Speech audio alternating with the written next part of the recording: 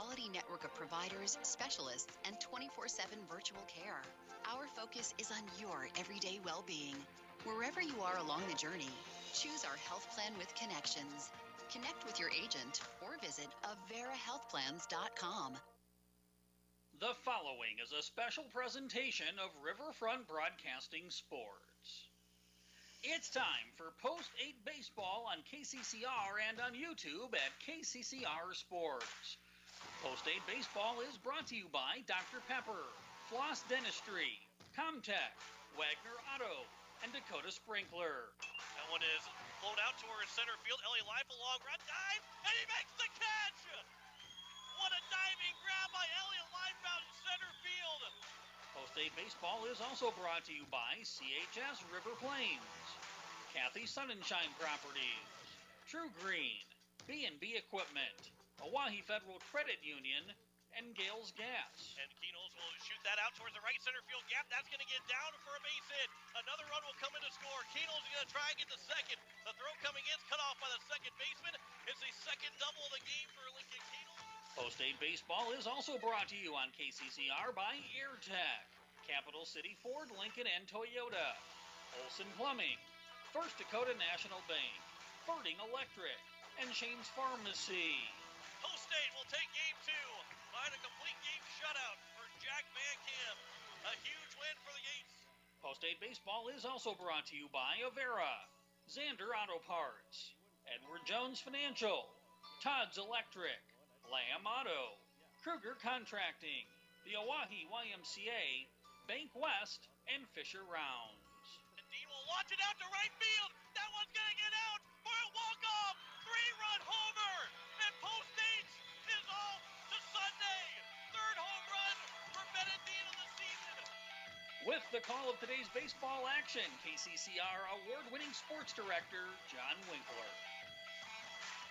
And a good evening as we welcome you here to Harmon Park as Pierre Post State will take on two different opponents here in today's game as Columbus, Nebraska is the first opponent, and then Sioux Falls East will play later on tonight. Well, if you're just as you just now hear us on the air, well, we were supposed to play at 5 o'clock, but two extra inning games today has backed us up a full hour, and we'll be still getting these two games in, but they'll be just a little bit later night here at Harmon Park than first anticipated, as we are at 6 o'clock right now at KCCR Pierre, a Riverfront Broadcasting Station. Post State will be looking to go to 1-1 here against Columbus, Nebraska, and right now it's pretty simple. If Post State wins, and they can win out and win the pool. If Columbus wins this game, they will win the pool. They're going to be the only 3-0 team, and the only other team with one loss in the pool right now would be Sioux Falls East if Columbus does win. Well, and Columbus beat Sioux Falls East yesterday 8-0, so Columbus would win the pool with the win here against Pierre. If the Eights will get the win, then they stay alive for an opportunity to win the pool, and they can do that if they would pick up two more wins. And, of course, Sioux Falls East coming up in the second game. You don't want to look past this one, but that's where the weekend is built around for Post State and for Sioux Falls East, too, is that game against each other, the South Dakota game. That's the most important one to get. It goes for the PowerPoint standings, so that's a big matchup coming up here in the second game. And for Post State, you don't want to overlook Columbus and take the loss if you look over this team. They will put a beat down on you because this is a very good baseball team. Don't overlook them, but still be ready to go against the Sioux Falls East team because it's a hot day. And for the Eights, thankfully they've been able to get the shade for the last hour or so watching that game before it got over with, but it's a long time. I mean, you got to the ballpark at 3:45 or right around 3:30 expecting to be on the field and ready to go and playing at 5 o'clock. Well, now it's 6 o'clock, and all of a sudden you're just about set to play your first game. Brecken Kruger, our starting pitcher in Game 1 for Pierre, is in the bullpen, as well as the starting pitcher in Game number 1 for Columbus, Nebraska, as that will be Alex Griffith to be the starting pitcher for Columbus, Nebraska. So that's going to be a big spot here for this Pierre team, as they will be taking on this Columbus, Nebraska team first, and then Sioux Falls East will be their second opponent here later on this evening. We'll step aside for 3 minutes, come back with more of the pregame show, getting close to first pitch, maybe expecting around 6 closer to 6:20, maybe 6:15 to get the first pitch as you're listening to Post-State Baseball here on KCCR and on YouTube at KCCR Sports. Insurance. We all need it to protect our homes, health, businesses, and belongings. But having adequate coverage is just the beginning. You also need the support of professionals who stand by your side to protect what's important to you. Fisher Rounds & Associates combines the coverage you want with the commitment you need.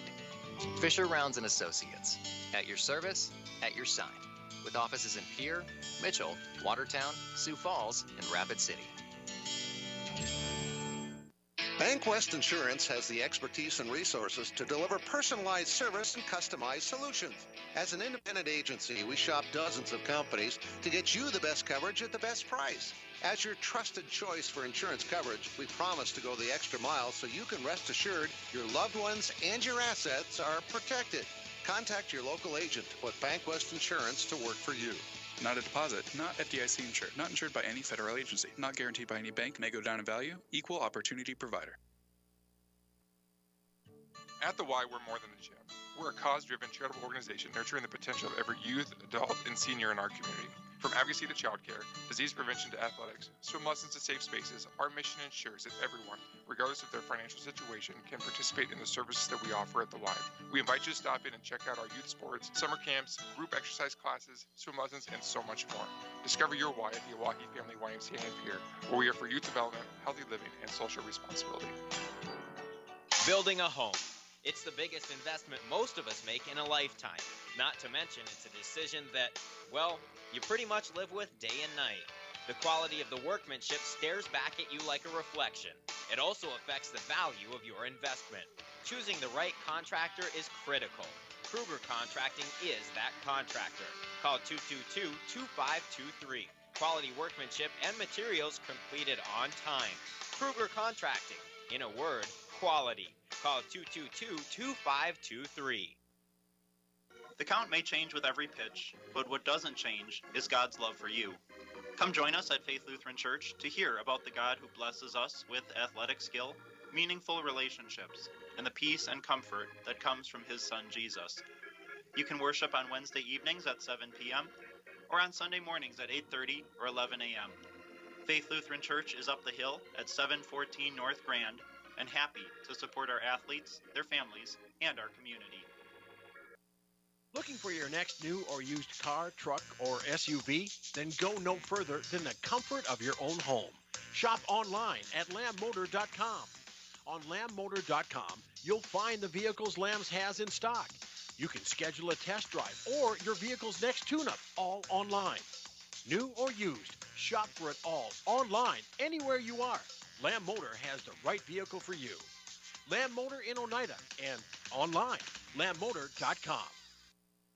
No one likes to have electrical problems, but when they happen, call Todd's Electric at 223-2518. With over 28 years of experience, Todd's Electric can handle any type of electrical problem, whether it's residential, commercial, or agricultural. Their knowledgeable staff knows and understands the importance of your home, business, or ag facility and are prepared to help. Call Todd's Electric at 223-2518. That's 223-2518. Todd's Electric, serving the Pierre and Fort Pierre areas. The line to power. As we welcome you back here to Harmon Park as we're getting set for first pitch in our first game of the day between Pierre and Columbus, Nebraska. Again, Columbus, they're coming in at 1-0. Pierre is at 0-1. Both teams got 8-0 decisions. Columbus with an 8-0 win over Sioux Falls East, and it was an 8-0 loss for Pierre against Orono yesterday. As right now in the pool, Orono's got 2 losses. Omaha Gross has 2 losses. Sioux Falls East is at 2-1. Columbus is at 2-0. And Pierre obviously at 0-1, and Columbus is at 2-0. They already won earlier today, so they will be playing their third game here later. Actually, they played two games yesterday to pick up their 2-0 record. And so here is an opportunity for Post State. If they can get a win, they can win 3 straight games. They could win the pool still. If they get a win against Columbus, then they'll have to beat Sioux Falls East and then also beat Omaha Gross, and they can still win the pool here in the Dakota Classic. But if they don't win this game, then the pool will already be decided before we get a chance to play against Sioux Falls East in the second game. So then it becomes that second game, whether you lose the first one, win the first one, that second game is going to be very, very important to get, because Post State has got to get the wins against Sioux Falls East. That's where it's going to be decided, is that win against or that game against Sioux Falls East. We'll go through starting lineups here in just a little bit. Also have first pitch upcoming. Back in 3 minutes, you're listening to Post State Baseball here on KCCR and on YouTube at KCCR Sports. It takes hard work to reach goals. It's a truth that applies to more than just sports. It also goes for your financial goals. You work hard for your money. You deserve an investment strategy that lines up with your game plan. Your local Edward Jones financial advisor can help. If your investments aren't getting you closer to the win, visit edwardjones.com or stop by your local Pierre area Edward Jones office for a financial review. Edward Jones, making sense of investing. Member SIPC. When you're in the need for high-quality replacement auto parts, look no further than Zander Auto Parts and Machine Shop in Pierre. Zander's has been servicing the Pierre area for over 40 years. Their professional parts techs can get you the parts you need and get you back on the road. Stop by Zander Auto Parts and Machine Shop at 500 West Sioux in Pierre or call 224-9221. Zander's, your source for domestic and foreign auto parts and accessories. Innovation. It's right here. Avera St. Mary's Hospital keeps care local for you and your family, offering comprehensive care that has earned 4 out of 5 stars by the Centers for Medicare and Medicaid Services in hospital performance and safety. Avera St. Mary's world-class care is further supported by advanced technology, 2-way video e-consults, 3D mammography, and a state-of-the-art birthing center, so you and your family don't have to go anywhere else, because innovation lives right here in Pierre. Learn more at avera.org/news. At Shane's Pharmacy, your health care is important, and Shane wants to be the pharmacist to take care of you. Shane's Pharmacy will make sure your prescriptions are filled in a timely manner, they will answer your questions, and they will even deliver to your home or office. Call 223-9200. Shane's Pharmacy, the pharmacy you know and trust. The number again is 223-9200. Shane's Pharmacy in Fort Pierre, proud to support high school athletics.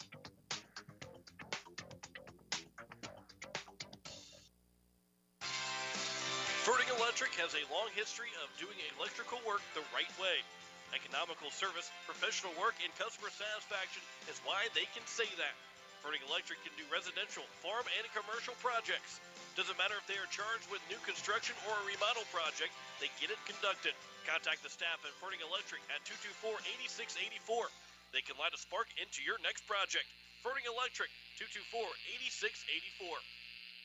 Are you building a new home or remodeling the old? Adding a fireplace can make a house a home. Olson Plumbing in Pierre carries a full line of Heatolator fireplaces. Whether your taste is traditional or contemporary, Olson Plumbing has a great selection of Heatolator fireplaces that will fit any style. Whether you're building new or updating, call Olson Plumbing. Heatolator Fireplaces, the first name in fireplaces. Olson Plumbing in Pierre is your source for the industry's largest selection of indoor-outdoor fireplaces, either gas or wood, and outdoor fire pits. Stop by their showroom at 2803 East Wells or give them a call, 224-6436. Capital City Ford Lincoln Toyota in Pierre. New name, same great service. Whether you're looking to get your vehicle worked on, need a new part, or looking for a new ride, Capital City Ford Lincoln Toyota is here for you. We'd love the chance to buy your vehicle too. Visit us at Awahi Days. We'll have a booth set up with giveaways. If you're thinking about ordering a new vehicle, be sure to stop by and see one of our sales specialists. Capital City Ford Lincoln Toyota, 518 East Sioux Avenue in Pierre. Call 605-224-7378 and visit CapitalCityFordToyota.com. Back here at Harmon Park as we are getting set for first pitch. Columbus is taking the field now as lineups are being exchanged at home plate. For Post State, they will have their lineup looking like this. Lincoln Kenols will lead things off. He's the shortstop. Matthew Hansen will be at bat second and play second. Jane Wiebe, the catcher, will be batting third. Bennett Dean, the first baseman, in the cleanup spot. Gary Nedved will bat fifth and play left field. Johnny Lyons, the DH, batting sixth. Aaron Booth will make his Post-State debut here today, as he'll be the right fielder playing. He's still not ready to go to pitch, but he will be making his fielding debut here in this ball game. Connor Bruce, the third baseman, will bat eighth, and Spencer Easlett will be the center fielder and bat ninth here for Post-State. For Columbus, it'll be Alex Griffith on the mound for this Columbus team, as they are The home team and the lefty will be ready to roll here in just a moment. It'll be Yuri Rivera, the center fielder, batting first. Ryan Eichhoff, the second baseman, batting second. Cody Zarus, the shortstop, batting third. Tayton Bell, the DH, batting fourth. It will be then Bentley Willison, the left fielder, the batting fifth. Wyatt Swanson, the third baseman, batting sixth. Nick Zua, the first baseman, batting seventh. Trevor Schumacher, the right fielder, batting eighth. And Eli Krakemeyer, the catcher, will bat ninth for Columbus. Brecken Kruger is on the mound for Post State. Then it's Alex Griffith on the mound for Columbus. And we are set here for first pitch between these two teams as Griffith will take up his final warm-up tosses, and the lefty will be ready to roll. Yesterday it was a complete game shutout for Tayton Bell against Sioux Falls East, and Bell is one of two seniors on this team, and both seniors will be going to play college baseball. We'll talk more about those two guys when they come up in the lineup, which are 3 and 4 in the lineup. We'll talk about both of those two guys that will be up here, and everybody else is a pretty young team. This is a pretty young baseball team, but being young doesn't mean they're not any good. This is a very good baseball team, and for Post State, they're looking to have a better outcome than what they did yesterday. They were two-hit yesterday, two-hit shutout for Connor Mahoney, who went all 6 innings. They got their 8th run in the bottom of the 6th, so it ended up being a 6-inning ball game, and Post State dropped that decision 8-0, now back to a 3-game losing streak at 5-8 after having won 5 of their last 6 to get to 5-5. But again, the most important game of the weekend comes up after this one, and we'll have it here on KCCR, as it will be a Pierre against Sioux Falls East in a South Dakota game that the Eights will be. You set your lineup, and East has probably done the same thing. Set your pitching matchup for Saturday night, and then branch out to Saturday afternoon, Friday, and in Sioux Falls East case, you spread it out to the 2 games Friday and the game prior Saturday. You basically worked all the way backwards from Game 4 down to Game 1, and for Post State, you worked from Game 3 back to Game 1, and then also to Game 4 in Sunday morning. Here's the first pitch, and Keynoles will sky the first pitch out of play as we are underway here in our first game of a doubleheader, as we are underway at 6:14. That's just a solid hour and 14 minutes behind the scheduled start time at 5 o'clock. Here's the 0-1 pitch, and Keynoles will pop that one up foul, as that one will make its way off the glove of the first baseman. And Zua, he got all the way to the fence. It looked like that was going to carry its way out of the play, but stayed in play and ended up falling for a foul ball, so the count's now 0-2. Lincoln Keynoles yesterday in the ball game, he had one of the 2 hits, went 1 for 2, reached base twice. Here's now the 0-2 pitch. That one looked at for strike 3, taken on the inside edge, and Keynoles will go down as a strikeout victim to open up the ball game. There's one down here in the top of the first. It'll bring up Matthew Hansen. And the reasoning why we're as far behind as we are, we had 2 games, plural games, go to extra innings. One game already makes it go a little bit longer. You add a second game to extra innings, which one of those 2 was the game right before ours, as Hansen swings and misses at the first pitch. But 2 of those games went to extra innings. Omaha Gross was able to beat Orono in the game right before us in 8 innings. They end up winning 10-8. There's a swing and a miss by Hansen again. It's now 0-2, and already coming out of the gate is Alex Griffith, and he's looking pretty good. He's 5 pitches, 5 strikes so far with a strikeout. Here's the 0-2 pitch. That one is looked at for strike 3. And there's 2 down, 6 pitches, 2 strikeouts. Here's Jaden Wiebe, and if it was a Pierre guy, maybe I wouldn't say much, but he's at 2/3 of the way to an immaculate inning right now. 6 pitches, 6 strikes, and 2 strikeouts. 3 more pitches and a strikeout, and Griffith's got an immaculate inning to kick off the ball game. Here's the first pitch to Jaden Wiebe. There's a swing and a miss. That's 7 straight strikes. Wiebe yesterday, he went 0 for 3 with a strikeout. Flew out and also a ground out victim. Here's the 0-1 pitch. Swing and a miss, and 8 pitches, 8 strikes. 1 more, and an immaculate inning comes up here for Alex Griffith. Here's the 0-2 from Griffith. There's a fly ball, no immaculate inning, but it will get over the head of the center fielder as he stumbled on his way out there. So Wiebe, as that ball rolls off the fence, he's rounding second. He's on his way to third. The throw is not going to be in time. Sliding head first is Wiebe, and he's got a 2-out triple, and this inning isn't quite over yet.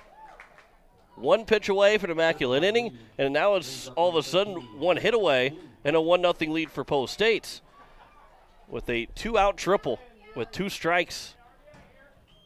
And here's now Bennett Dean, a base hit, scores the game's first run. That one, it looked like it wasn't going to be an easy 1-2-3 inning for Griffith. There's a swing and a miss by Dean, and so 1-1. And even if the center fielder in Rivera doesn't stumble, it would be a tough play to make. Ends up going all the way to the fence for a 2-out triple. And Dean will hit that one out to right field, going back onto the right fielder, still going back, and Schumacher will make the catch and retire the side. 11 pitches in the inning, all for strikes from Alex Griffith. No runs, 1 hit, no errors, and 1 man left on base. After half an inning, it is Superior nothing and Columbus coming to the plate. Listen to Post State Baseball on KCCR and on YouTube at KCCR Sports. Hey, let's go. We're going to be late for the baseball game. I know, my air conditioner is letting me down like our middle reliever last game.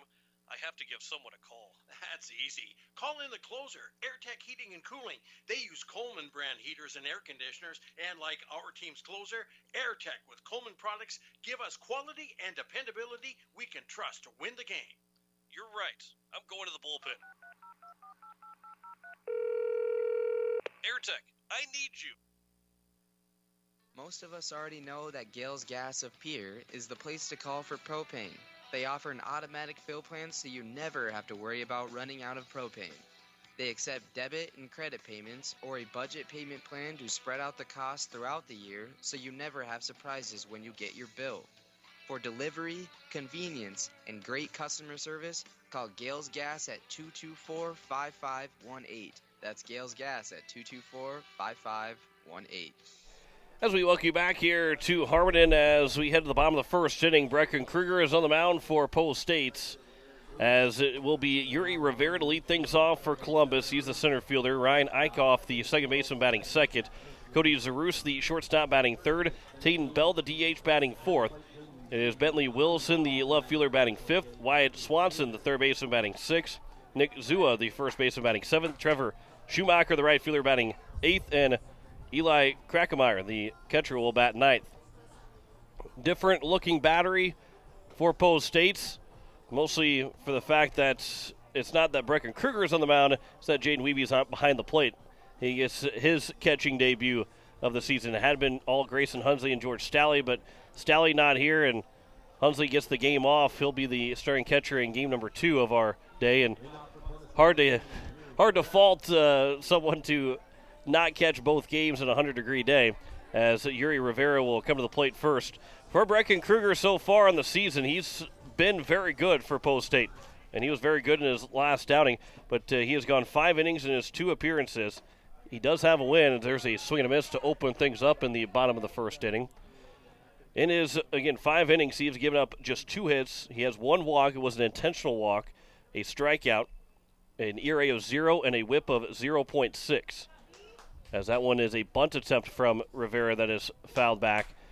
And it's now 0-2 to the center fielder, Yuri Rivera, to lead things off. Here's the 0-2 pitch from Kruger to Yuri Rivera. Upstairs for ball 1. And Kruger is a guy that's not going to overpower you, but he's going to find the strike zone. He's only thrown 5 innings so far. Yeah, that walk is a intentional walk, so you can almost chalk it up to not having a walk at all, as it's now a 2-2 count. And he's only got just that 1 strikeout, but again, 5 innings, just 2 hits allowed. And a whip of 0.6. 2-2 pitch, ground ball right side for Hansen at second. He will field. The leadoff man retired here in the bottom of the first inning.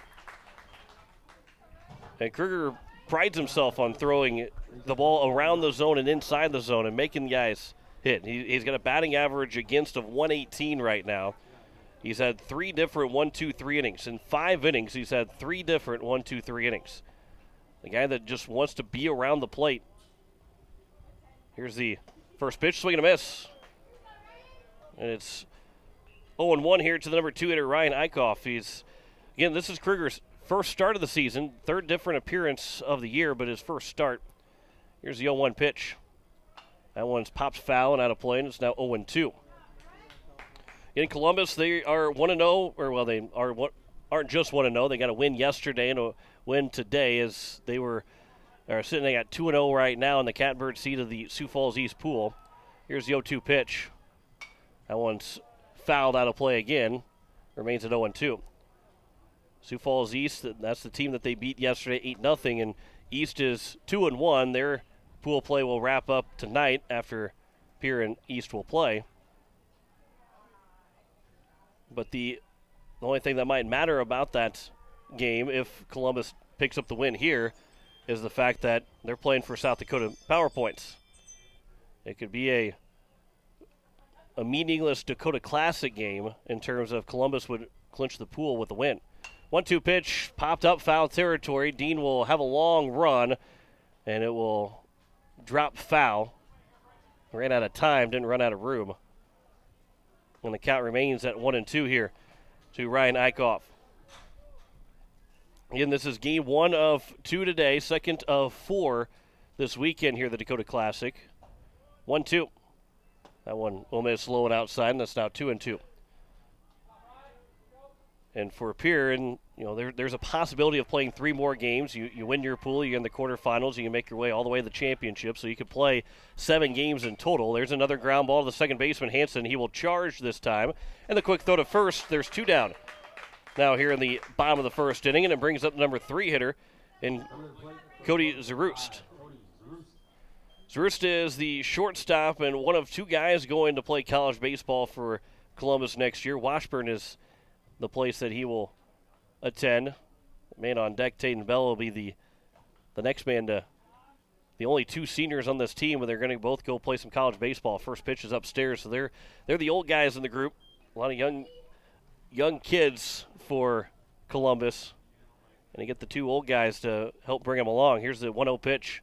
That one's on the outside edge. It's now 1-1, and that's what the Nebraska, this Columbus coaching staff likes, is that they basically have 2 extra assistant coaches on the team. Here's the 1-1 pitch. There's a ground ball to Lincoln Keenels at short. Throw to first is going to be a low one, and Dean unable to pick it out. And it will be an air charge to Keenels, and the inning will continue. So it was nearly another 1-2-3 inning for Brecken Kruger, which would have been his 4th in 6 innings of work of the season. Well, you still half the innings end in a 1-2-3 inning. Here's Tayden Bell, the DH.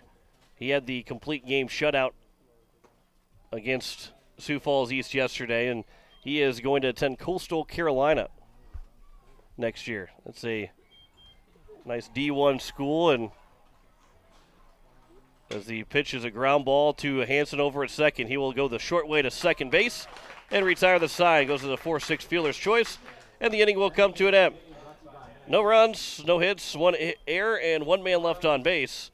We have played 1 full, and it is a scoreless game between Pierre and Columbus. You're listening to Post State Baseball on KCCR and on YouTube at KCCR Sports.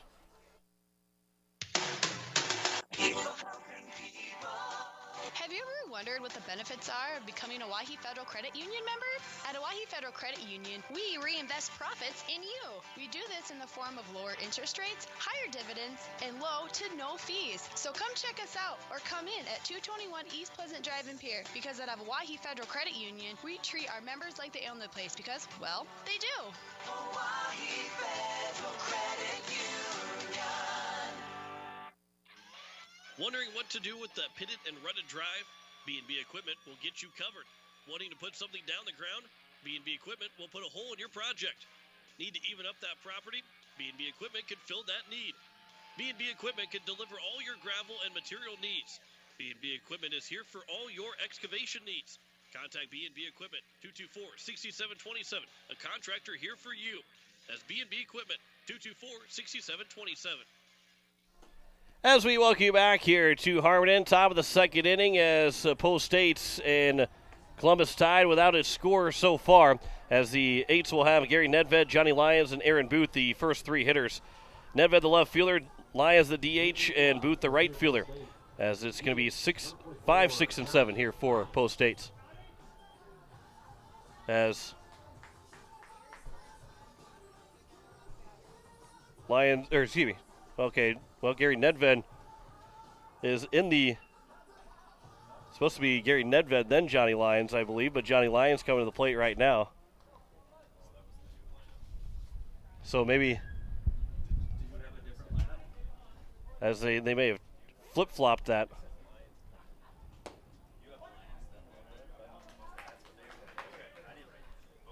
So it will be Lyons and then Nedved. Okay, we had the wrong lineup there. As it's a base hit for Johnny Lyons, so at least they're batting in order to get a base hit. Otherwise, the Lyons base hit would go for naught. So Johnny Lyons gets a base hit to lead things off. And now it's Gary Nedved. So a late change after I'd gotten the lineup from Coach Brian White. But thankfully, that had us a little nervous up here. Here's the first pitch. It's bouncing in for ball one to Gary Nedved. So leadoff man on base. Johnny Lyons picks up the second hit of the ball game now for Post State. A triple for Wiebe and a single for Johnny Lyons. That was the first pitch ball the first ball of the game from the starting pitcher in Alex Griffith. He'll fire a 1-0 strike. Well, I tell you what, if you're a high school pitcher and you're going to fill the strike zone up like that in, 13 pitches or 14 pitches and 13 of them are strikes. Well, now Nedved's hit by a pitch, so it'll be first and second here with nobody out. It bounced in and then it actually hit him. And as Aaron Booth will come to the plate with runners at first and second. So Booth gets his first at-bat of the entire season, and he gets an opportunity to hit with runner score position. Can't forget about the big home run that he hit at post 22 on their newly renovated field. It looks great, and Aaron Booth hits one off the foul pole for his only home run of the season. That was the first bomb of the year for Post State as well. So now here's Aaron Booth that will come to the play. This is a big spot for Aaron Booth as he plays at Dakota State, a pitcher only at Dakota State. So it's been a while since you've seen some live pitching.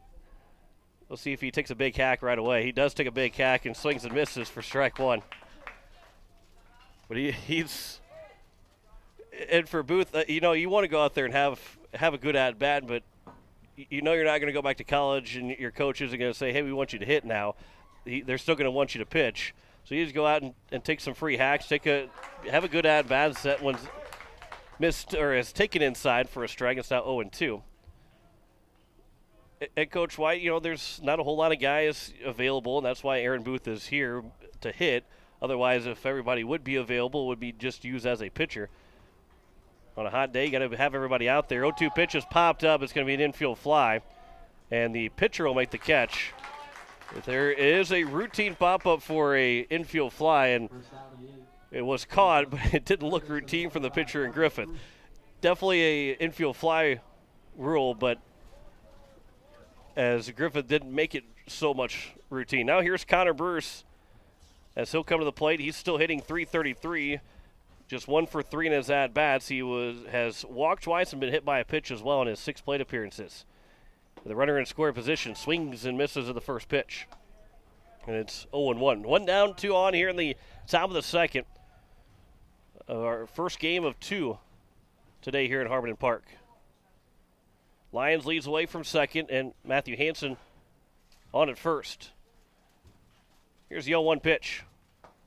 That one misses just a bit inside. A good take there from Bruce, and the count is even at a ball and a strike.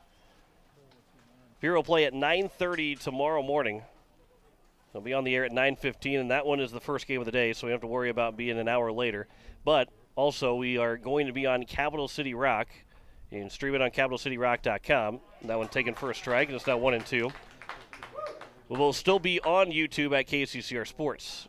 And also the caveat is that the sun will be coming up from the outfield, so it's going to be a little bit harder to keep the sun off the iPads. So there's a possibility of YouTube not fully working, but we will be on Capital City Rock. There's a swing and a miss from Bruce, and there's now 2 down here in the top of the second.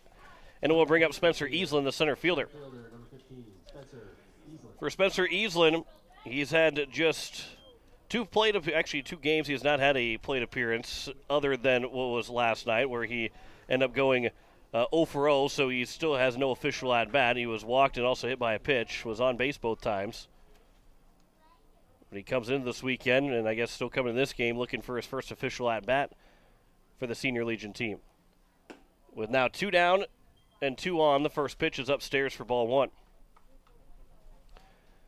Lions led off the inning with a base hit. Then it was Nedved that was hit by a pitch. I said Hansen was on at first. It's actually Nedved at first. It was hit by a pitch. That one's on the inside edge, and it's now 1-1. Then Aaron Booth pops out on an infield fly back to the pitcher, Griffith. And then Bruce struck out, the 3rd strikeout of the ball game for Griffith. And the 1-1 now from Griffith to Easlin. That one is missing low for ball 2. The home plate umpire turned like he was about to call a strike and then had second thoughts about it. So it's now a 2-1 count. Base hit could score Lions. Here's the 2-1. Easlin swings and misses, and it's now 2-2. Wind is blowing out towards left field. And at times has blown very hard today, which is giving a little bit of relief to the heat here in Sioux Falls. In the upper 90s, close to 100 degrees in Sioux Falls. 2-2 pitch will miss low. Bouncing in, blocked up by Krakemeyer, and it's now 3-2, and everybody will get the head start here.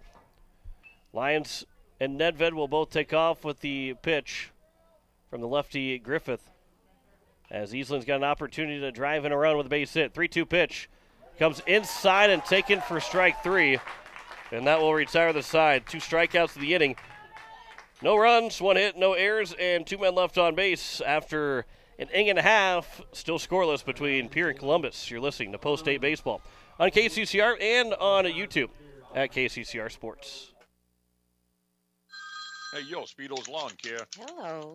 Say, my yard's in rough shape. It's got weeds, brown spots, and crabgrass. Yeah, no problemo. What shade of green you need? We got 31 shades of green over here. Even the latest shade of septic tank grass green. That one just naturally gives off a glow. Call the professionals at True Green. They know how to get your lawn healthy and keep it healthy. They guarantee it. All technicians are trained and certified. Call True Green, 224-1916. Did you ever hear the real story about the old woman who lived in a shoe? Who had so many children she didn't know what to do? Well, in the story, she wasn't given much credit. Believe me, she knew what to do all right. She called my mom, Tara, at Kathy Sunshine Properties. She told my mom she wanted a house with 5 bedrooms and a large yard with room to run. Tara found her the perfect house and sold the shoe to a one-legged basketball player. For your happily ever after, give me a call at Kathy Sunshine Properties, 605-224-5588. That's 224-5588. Visit contactkathy.com or stop by our new location at 301 West Capitol Avenue in Pierre. As we welcome you back here to Harbin Park, it is a scoreless tie here going in the bottom of the second. And for Columbus, it'll be 5, 6, and 7.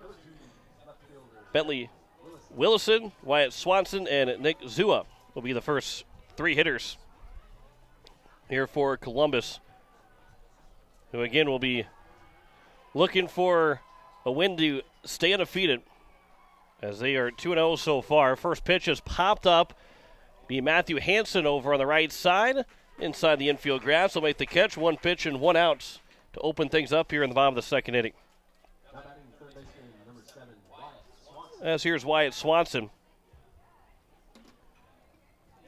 So the games, it was Sioux Falls East beating Orono 7-4, and then Omaha Gross beat Orono in extra innings.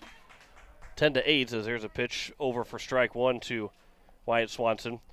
That was the games today so far. The games yesterday, it was Sioux Falls East winning over Omaha Gross 11-1. That was popped up right behind second base, left side for Lincoln Keenels to make the play. And there's now 2 down, 3 pitches in this inning, and 2 away as Nick Zua, the first baseman, will come to the plate. So it was East winning 11-1 in the first game, and then it was Columbus beating Omaha Gross 7-4. Then Columbus beat Sioux Falls East 8-0, and then Orono beat Pierre 8-0. And then tomorrow, just 2 games, as the first pitch is a foul tip into the midst of Jaden Wiebe. 9:30 is the first game between Pierre and Omaha Gross, which we'll have, and then Columbus, Nebraska, and Orono will play at noon. 5 o'clock will be the game at Renner for the pool winner, as that one's popped up left side into the shallow left field where Lincoln Keenels will go out to make the catch. And it's a 1-2-3 inning for Brecken Kruger. As we head to the bottom of the top of the third inning, no score between Pierre and Columbus. You're listening to Post-State Baseball on a KCCR, and you're watching it on YouTube at KCCR Sports. Hey you. Are you at a job that is fulfilling, has good benefits to support you or a family today, and retirement goes down the road? If you just said no, listen up. CHS River Plains is hiring operations personnel, drivers, and custom applicators at several locations. These come with a knockout affordable benefit package for you and the whole family. Apply to a job with CHS River Plains and up your benefits straight up. To apply, visit us online at chsriverplains.com or stop in at one of our locations. CHS is an equal opportunity employer. Dakota Sprinkler and Landscaping wants to make it easy for you to get that lush green lawn and that yard haven that you've been dreaming of. Visit dakotasprinkler.com to make appointments for sprinkler system spring startup, service calls, fall winterization, and landscaping quotes. Trust Dakota Sprinkler and Landscaping's professionals to get you through the planning and installation to make your landscaping needs a reality. Visit dakotasprinkler.com today.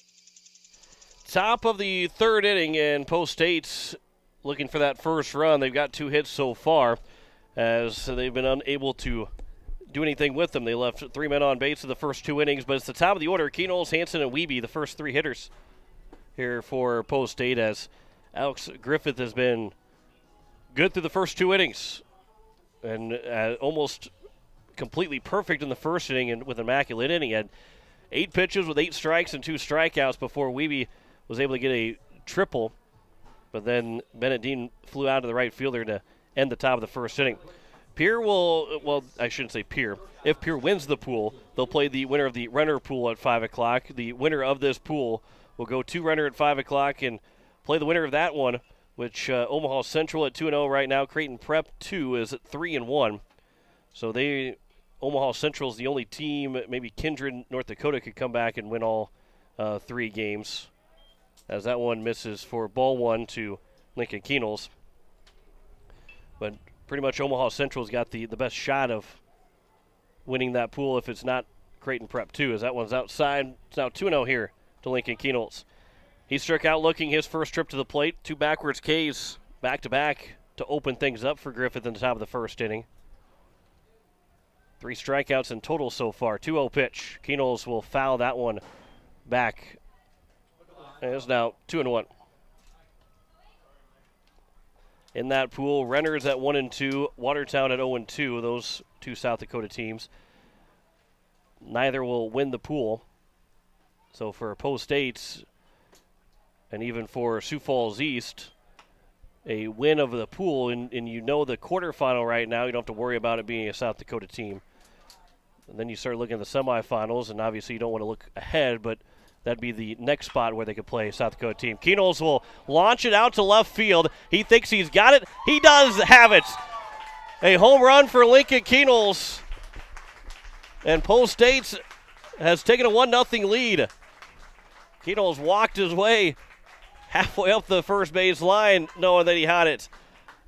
And it's the first of the season for Keenels, first for Pierre that has left the yard.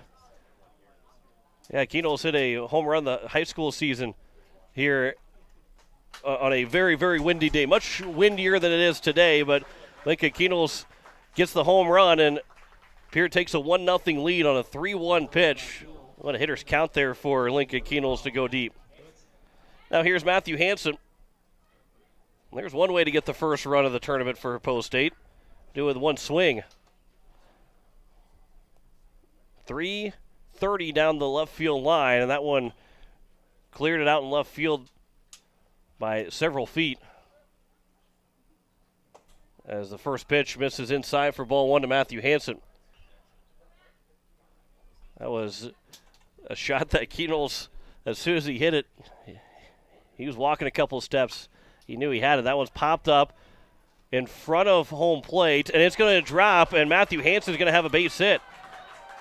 Both the pitcher and the catcher looked at each other, and Hansen will end up with a single, but it's probably a mental error from Columbus, and for Griffith, that's pretty much got to be his, because you don't like the catcher coming right out in front of home plate, because he's going to come out and then turn around. And then, or either that, or you want the third baseman or first baseman to come all the way in to make the catch. First pitch is fouled away by Jaden Wiebe, and it's 0-1. Wiebe tripled and was stranded at third base. It was a 2-out triple. Looking for his second hit of the evening. That one's down the left field line. Will it stay fair, but it will land just foul. And it's now 0-2. That had extra bases labeled on it, and with Hansen at first base all the way to the corner, that probably would have resulted in him at least trying to score to make it a 2-0 ball game. So the count's now 0-2 here to Wiebe. He had an 0-2 pitch that he drove out to left center field. 0-2 pitch again. That one will come in, and he lifted the back foot up, his right foot, and lifted the leg high enough where it didn't catch him on the foot. So the count's now 1-2. And Griffith's got to be a little careful there. He's coming set very quick and going home. 1-2. That one's grounded foul. Remains over at 1-2. Connor Bruce got called for a balk yesterday with a runner at third base that scored a run.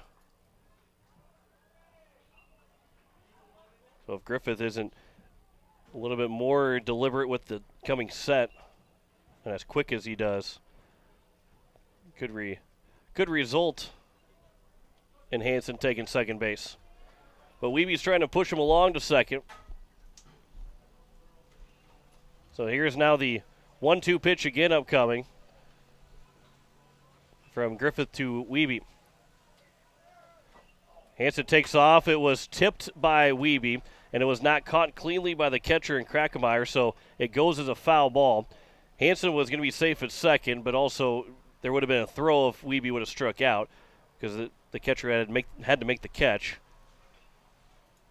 But getting just enough of it, and with the runner taking off, that helped out Wiebe to stay live for at least one more pitch. Here's a 1-2 again. Wiebe swings and misses. And there's the now fifth strikeout of the ball game. First out here in the top of the third. And it now brings up Bennett Dean.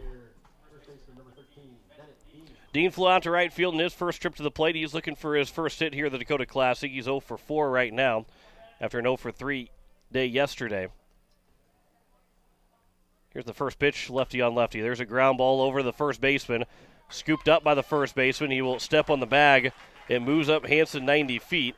So he is in scoring position for Johnny Lyons, who had a base hit in his first trip to the plate. So there's 2 down, runner on second. And Johnny Lyons, who singled to open things up in the top of the second, could do the same thing here and would also score Matt Hansen in the process.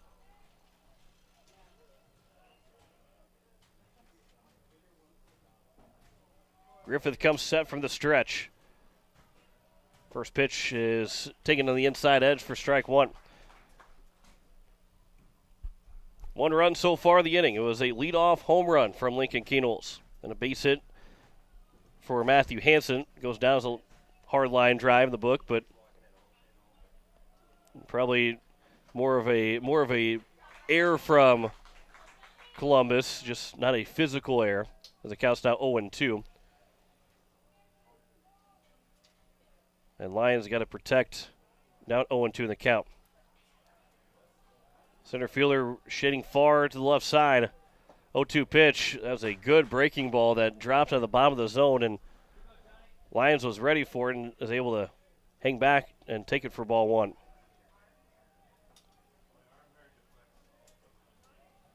That wind blowing out towards left field right now. 1-2 pitch. That one will also miss low, and it's now 2-2 here to Johnny Lyons.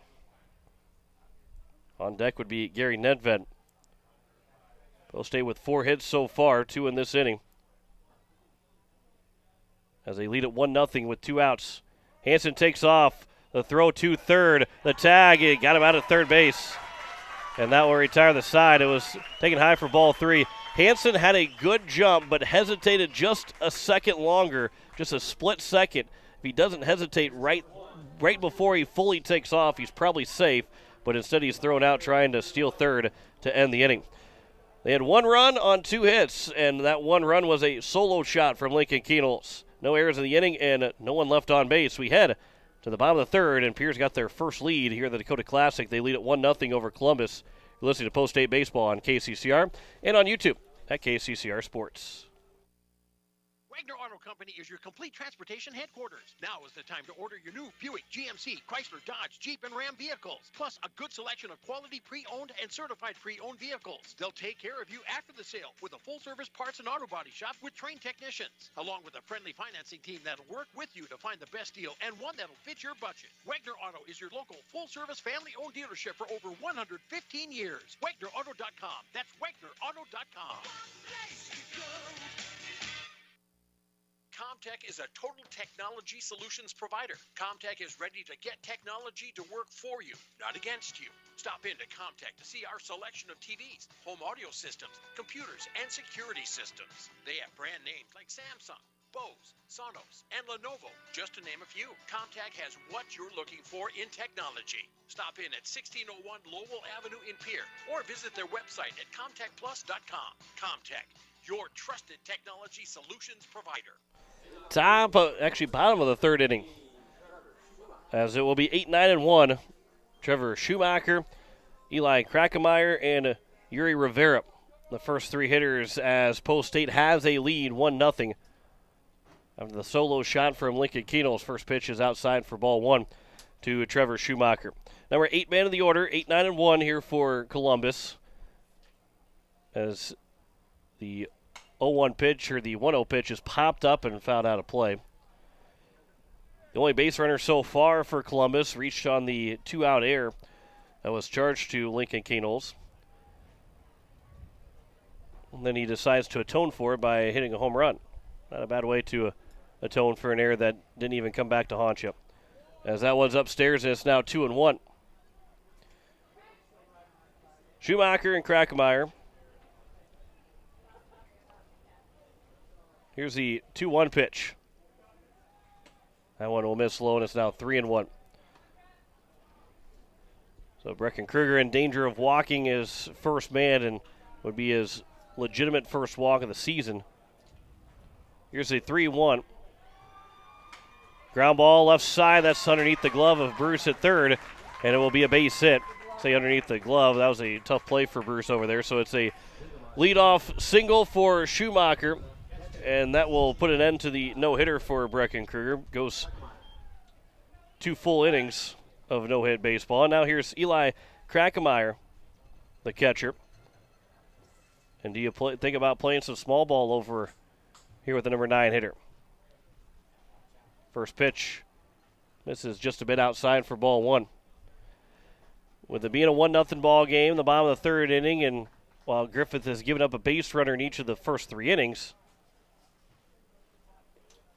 runs could be at a premium here in the bottom of the third with a 1-0 game. And you know, for Griffith, he's really only made 2 mistakes, a triple and a home run.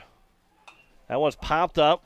That one will land on the grandstand, and it's now 1-1.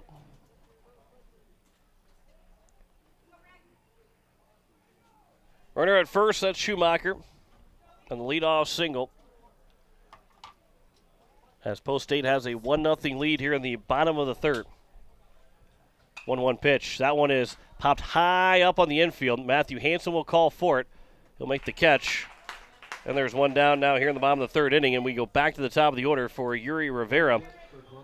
Rivera grounded out to Hansen in his first trip to the plate.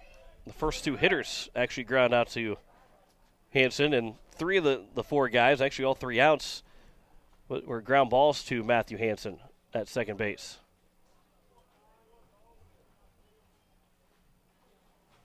So here's the first pitch from Kruger to Rivera. Take that one for a strike on the inside corner at the top of the zone. It's 0-1. Hansen did not play on Wednesday or Tuesday, was not in Watertown, did not play yesterday. That one's fouled back, and it's now 0-2.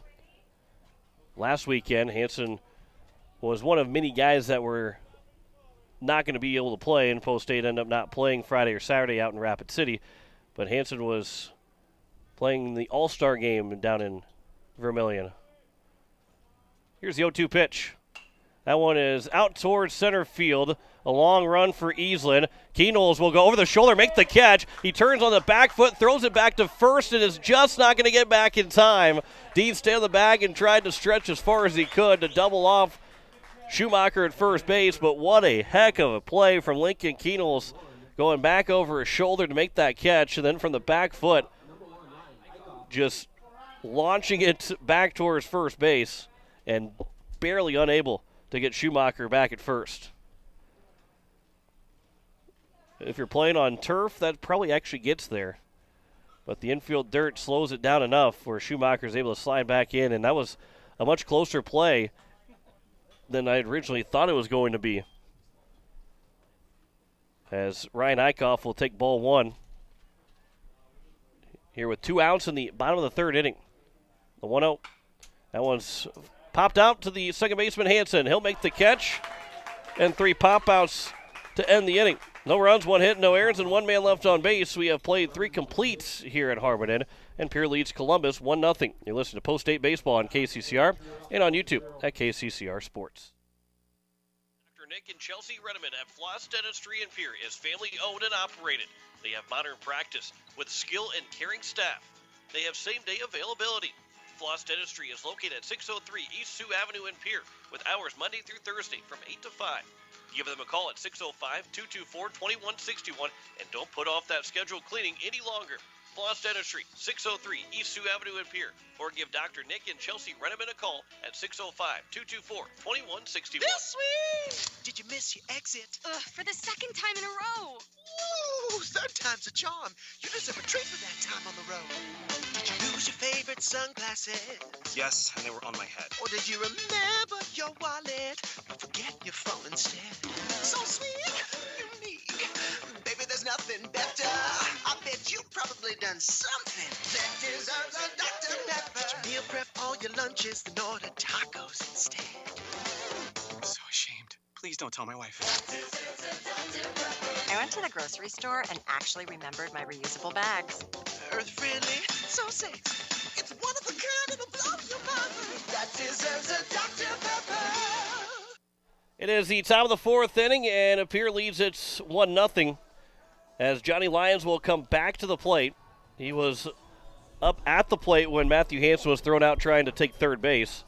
And so Lyons will come back to the plate, and then it'll be Gary Nedved and then Aaron Booth. 5, 6, and 7 here for Post State in the top of the fourth with a 1-0 lead. And for Pierre, that's, this is a game, really, I think runs are going to be at a premium. I know it's more of a, well, of course it is. We're almost halfway through this baseball game. There's only been 1 run. Still a chance to maybe break things open, but the way these 2 pitchers have thrown so far, you got to take advantage of everything you possibly can in between Griffith and Kruger. First pitch to Lyons. He'll pop that one up in left field, but it will be right at the left fielder as Wilson will make the catch, and 1 pitch and 1 out here in the top of the fourth. And we'll bring up Gary Nedved. Nedved was hit by a pitch in his first trip to the plate. A little bit of a cloud covering up the sun, which is a little bit of a relief.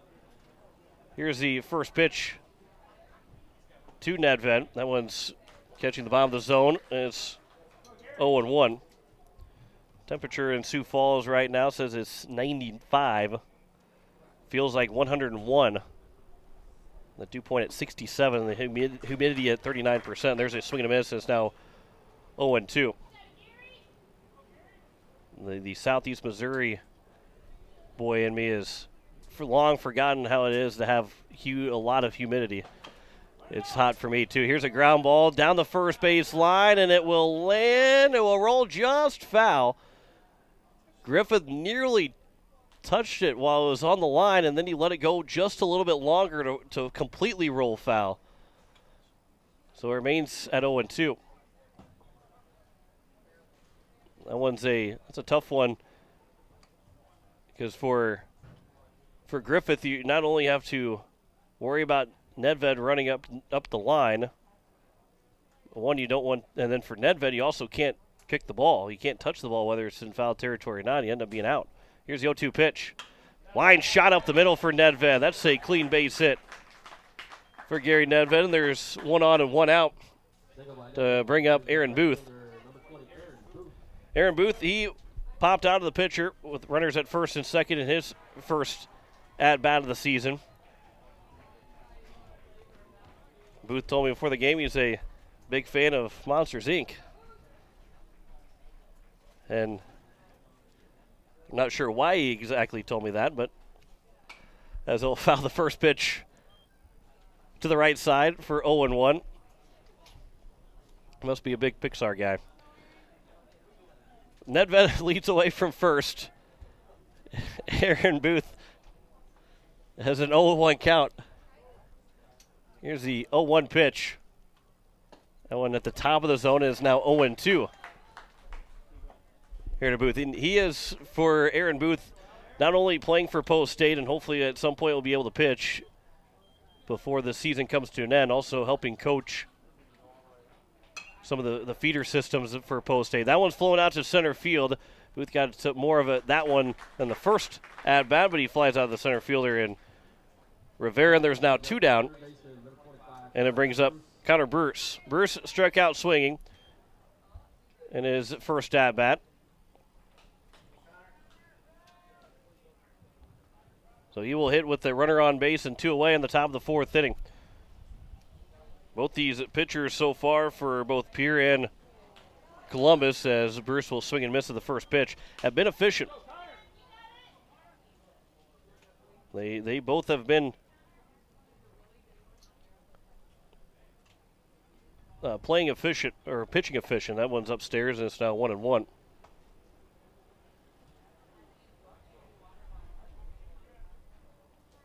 Trying to find the pitch count, but the game changer fully working right now. Here's the 1-1 pitch. That was pitch number 59, as that one is a wild pitch that will get past the catcher, and is now runner on second as Nedved takes second base. A 2-1 count to Bruce. So pitch number 60 coming up here for Griffith, is 60 pitches through 4 innings. Is in a good spot to be at to try and go the distance.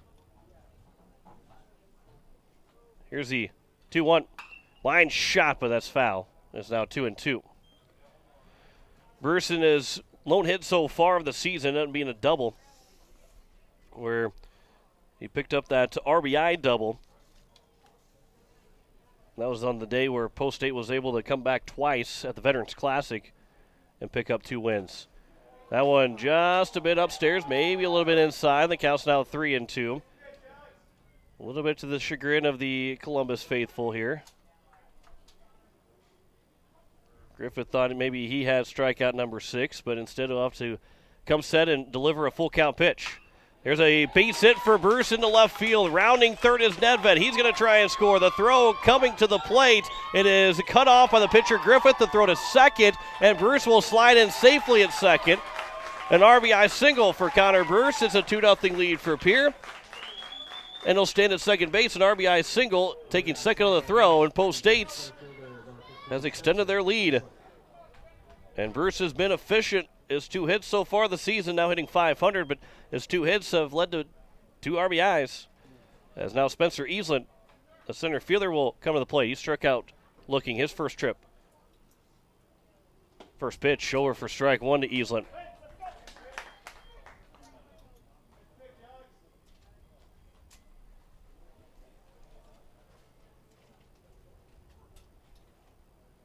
Here's the 0-1 upcoming from Griffith to Eastland.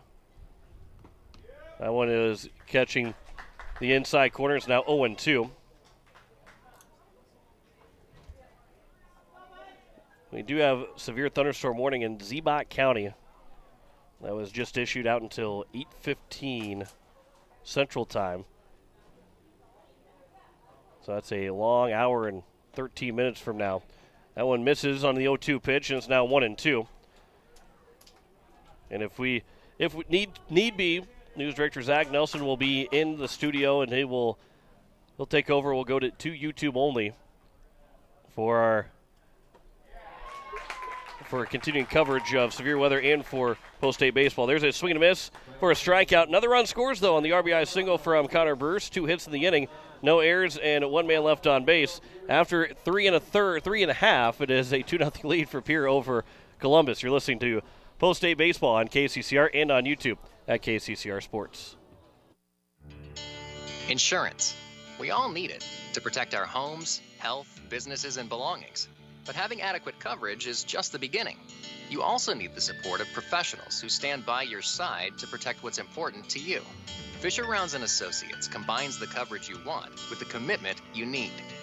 Fisher Rounds & Associates, at your service, at your side, with offices in Pierre, Mitchell, Watertown, Sioux Falls, and Rapid City. Bank West Insurance has the expertise and resources to deliver personalized service and customized solutions. As an independent agency, we shop dozens of companies to get you the best coverage at the best price. As your trusted choice for insurance coverage, we promise to go the extra mile so you can rest assured your loved ones and your assets are protected. Contact your local agent to put Bank West Insurance to work for you. Not a deposit, not FDIC insured, not insured by any federal agency, not guaranteed by any bank, may go down in value, equal opportunity provider. Bottom of the 4th inning, Post State now has a 2-0 lead as for Columbus, it'll be 3, 4, and 5. Cody Zerst, Tayden Bell, and Bentley Willison be the first 3 hitters, as the Eights were able to add on to their lead, as Brecken Courier has got 3 shutout innings so far. And Zerst is 0 for 1, reached on an error.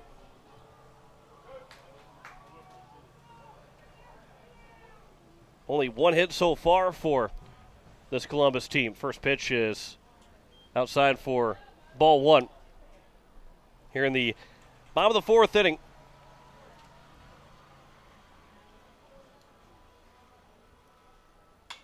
Three, 4, and 5, the meat of the order here, as that one's popped up right side. Matthew Hansen underneath it. The wind playing some tricks on him as he's dancing around, shuffling around to make the catch. But the leadoff man retired here in the bottom of the 4th. And it's now Tayden Bell, as the Coastal Carolina commit will make his way to the plate.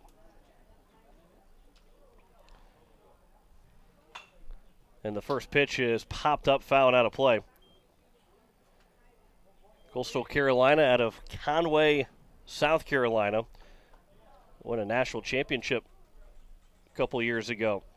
They are a very good baseball program. You might, if you're only paying attention to football, actually, if you're paying attention to football, Coastal Carolina's a pretty good team. Had a pretty good season back in 2020. If you pay attention to basketball, don't pay close attention to college baseball. It's a really good team, as that one's flown out deep to left field, but Gary Nedved tracks it down, and there's now 2 down here in the bottom of the 4th inning.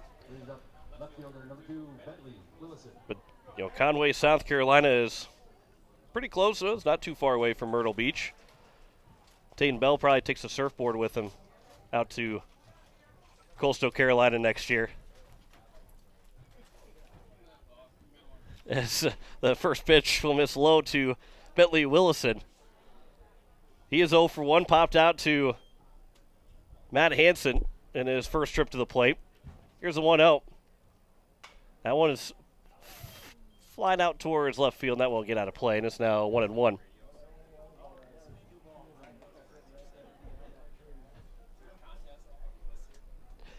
Wilson, he is looking to be a two-out base runner here in the bottom of the fourth inning with a 2-0 lead for Post State. There's a fly ball to left center field. That's shooting the gap, and that will get down for extra bases. Wilson rounds first. He's on his way to second. Easlin will cut it off out by the fence. Rounding second on his way to third. No throw from Keenel. Sliding in safely without a throw is Wilson. It's a two-out triple for Bentley Wilson, and there's now a runner on third 90 feet away from trying to get that at least that first run back as Wyatt Swanson, the third baseman, now will come to the plate. Swanson flew out to Keenels, popped out into Keenels in his first at-bat. And now we're having a discussion.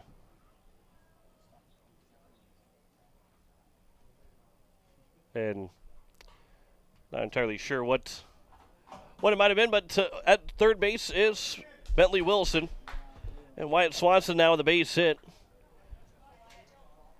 Would score the first run of the game. There's no could about it. A base hit would score the runner from third and make it a 2-1 ball game. First pitch from Kruger. That one's flown out to left field. Going back is Nedved. He'll turn and watch it sail out for a 2-run home run. And we are tied at 2 with 2 outs in the bottom of the fourth inning. And Wyatt Swanson, back-to-back swings, a triple and a home run. And Post State's 2-run lead is short-lived on the 2-run home run from Wyatt Swanson. That one was out as soon as it left the bat. And now here's Zuha, the first baseman. Now nobody on base. Kruger will work back from the windup, and this is an important at-bat. He got 2 outs, gave it the 2-run home run, but it's how you respond from in this at-bat to get Zuha out and get back to the dugout and try and get the lead right back at the top of the fifth. First pitch swinging out towards center field. Spencer Easlin coming in. He'll make the catch and retire the side. So a really good bounce-back pitch from Brecken Kruger. 2-run score on 2 hits on the 2-run home run from Wyatt Swanson. No errors and no one left on base. We have played 4, and we are tied 2-2. You're listening to Post State Baseball on KCCR and on YouTube at KCCR Sports. At the Y, we're more than a gym. We're a cause-driven charitable organization nurturing the potential of every youth, adult, and senior in our community. From advocacy to childcare, disease prevention to athletics, swim lessons to safe spaces, our mission ensures that everyone, regardless of their financial situation, can participate in the services that we offer at the Y. We invite you to stop in and check out our youth sports, summer camps, group exercise classes, swim lessons, and so much more. Discover your Y at the Milwaukee Family YMCA in Pierre, where we are for youth development, healthy living, and social responsibility. Building a home. It's the biggest investment most of us make in a lifetime. Not to mention, it's a decision that, well, you pretty much live with day and night. The quality of the workmanship stares back at you like a reflection. It also affects the value of your investment. Choosing the right contractor is critical. Kruger Contracting is that contractor. Call 222-2523. Quality workmanship and materials completed on time. Kruger Contracting. In a word, quality. Call 222-2523. Top of the fifth inning. It is a 2-2 tie between Pierre and Columbus, Nebraska. This is an important game for both these teams.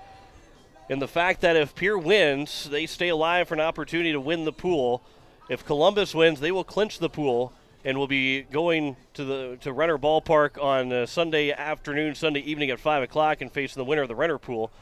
But this is for Post State, and not even just for the fact to win this ball game and to try and win the round-robin portion of the Dakota Classic, but get yourself feeling pretty good. Here's Lincoln Keenels lead things off.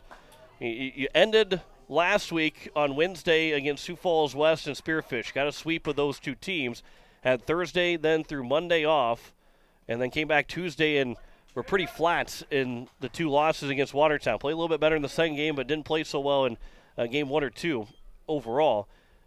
And opportunity here this weekend to finish 3-1 or finish above 500. Here's the 0-1 pitch to Keenels. He'll rip that one the other way. That's down for a base hit. Lincoln Keenels kicks things off. Cut off by the right fielder and Schumacher. If he did not get to it, Keno's at least had a double, if not a triple, to open things off here in the top of the fifth inning. But instead he has a leadoff single. He's now 2 for 3, and here's Matthew Hansen. In the book, it looks like a hard line drive. In reality, in this last at-bat, he popped up about 5 feet in front of home plate and ended up dropping with nobody making a play on it. This one's hit a lot harder for Hansen. Still going back to the wall, and it's going to get over the head and down off the wall. Keno's around second. He's on his way to third. Throw over the top of the cutoff man, and Matthew Hansen's got a double and just missed a home run. Hit the bottom of the wall. Willison had to stop. No warning track out here at Harmon Park, and he was close to the wall as it was, probably getting some advice from the center fielder Rivera. And he stopped and let the ball end up bouncing, hitting the base of the wall for a double, and the third extra base hit now of the ball game for Pierre. A triple in the first, a home run in the third, and now a double here in the fifth. Wiebe swings and misses at the first pitch. He's got an RBI opportunity, 2 RBI opportunity here. He's 1 for 2 so far. He had that triple in the first inning. He struck out swinging back in the third. And with 2 on, nobody out, Pierre has to score these 2 runs. In one shape or form, have to score these runs. There's a swing and a miss by Wiebe, and it's now 0-2. And for Griffith, it looks like almost everything that he throws has some movement to it. It's like he's always cutting in on the right-handed hitters. Going away from those left-handed hitters. Here's the 0-2 pitch. And Wiebe will float it out to center field. Going back onto center fielder. He falls, and it's going to land past him. That's going to score both runs. Wiebe's on his way to second. He's rounding second for third. They're going to try. They're going to hold him up at third base. So it's a 2-run triple for Jaden Wiebe. And it's now a 4-2 ball game. Let's see, second time that Wiebe's hit a ball out to the center fielder, and Rivera has had trouble finding his footing. And it's now a 4-2 lead for Pierre. They get those 2 runs right back, 3 batters into the top of the fifth inning. And Bennett Dean has an opportunity with a single, a double, a triple. Let's see if Bennett Dean maybe hits one out of the park. Here's the first pitch. That one's outside for ball 1. Well, if that's anything that you can say in baseball, but it'd be a cycle and 4 at-bats. And 4 straight at-bats for Pierre. Here's the 1-0 pitch. There's a ground ball. That's going to get the run home. It's going to be an RBI ground out for Bennett Dean. And Pierre now leads at 5-0 with just 1 out in the top of the fifth, 5-2 on the RBI ground out as Johnny Lyons will come to the plate. So RBI there for Dean, and Pierre and the first 4 hitters have scored 3 runs as they now lead at 5-2 here in the top of the fifth. And Lyons will push that one out towards left center field. Going back on Rivera. He's still going back. He can't make the catch. That one bounces off the wall as well. Lyons will stop at second. He's got a 1-out double. And Pierre is hitting the ball around the yard right now at the top of the fifth inning. And then the ball gets away. And it will be Lyons at third base. It'll be an air charge to Columbus for Lyons to end up at third. And so it's now a runner at third with 1 away, and now Gary Nedved can just fly one out to the outfield to score another run here in the inning. The center fielder in Rivera's going to make it a long way back to center field. He's not anywhere close to being in position, and Griffiths, he's ready to throw it. He is going to throw it. And it's going to be taken for strike 1, and for Rivera, he's playing almost in the gap right now. He's stopped, and he's playing mostly in the gap. He has chased down a couple balls here in this fifth inning. As that one's on the outside edge, it's now 0-2. But there is a lot of room in right center field. And really, if Nedved almost goes right back up the middle, he'd probably have a double. Here's the 0-2 pitch from Griffith to Nedved. Line shot back up the middle. It's going to land in front of Rivera, and it will be an RBI single for Nedved. He is now 2 for 2 in the ball game, and it's now a 6-2 lead for Pierre. That is their 5th hit of the inning now. Pierre had 2 hits yesterday. They've got 5 hits in the inning here in the top of the 5th. 11 hits in total so far for Pierre through 4 innings and 1 out, and here in the top of the 5th. There is some action in the left field bullpen for Columbus, as there's a mound visit right now as Aaron Booth will come to the plate. Nedved is on first with an RBI single. He's 2 for 2 in the ballgame, been on base all 3 times. It started with a leadoff single for Knowles, then a double by Hansen followed up, make it second and third, and a 2 RBI triple for Jaden Wiebe, with then Dean having an RBI ground out. Then a double for Johnny Lyons turned into moving to third base on the air, and end up then being a RBI base hit for Nedved. That's how we stand here with a 6-2 ball game in the top of the 5th. 4 runs have come across. Who on earth would have said that runs will be at a premium this ball game? Definitely was not me back in the top of the 4th inning or the bottom of the 3rd inning.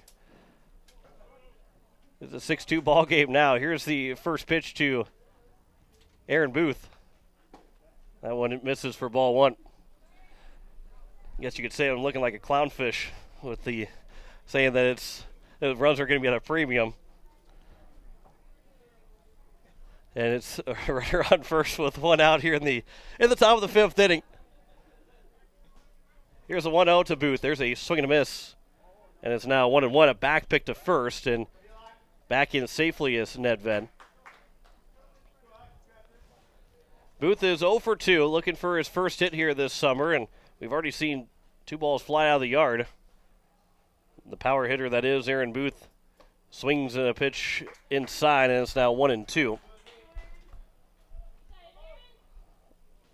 That home run last year at 22's ballpark, it hit the foul pole, and the umpires never made a signal on if it was fair, foul, home run, just in play. That one will come in and hit Aaron Booth on the 1-2 pitch, so he is on base for the first time. And it's now first and second with 1 down. And it brings up Connor Bruce, who had an RBI single back in the top of the 4th. That made it a 2-0 lead for Pierre. Now a 6-2 lead. The activity is stopped in the left field bullpen. Couldn't see who it was, but they are warm and ready to go.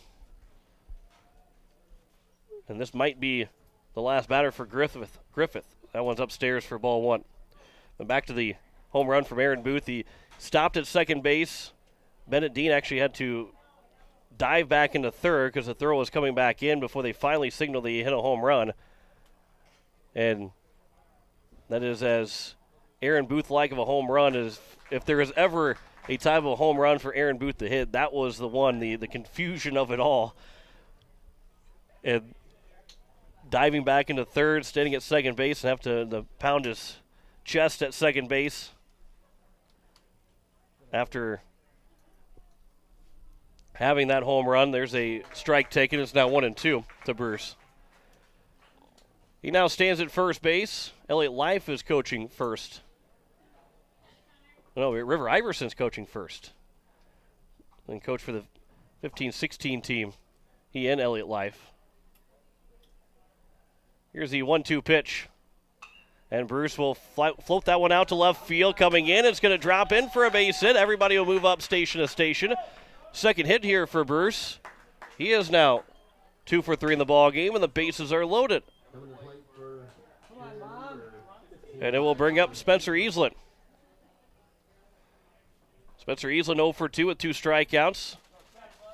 That can all be washed away with a base hit that could score potentially 2 runs.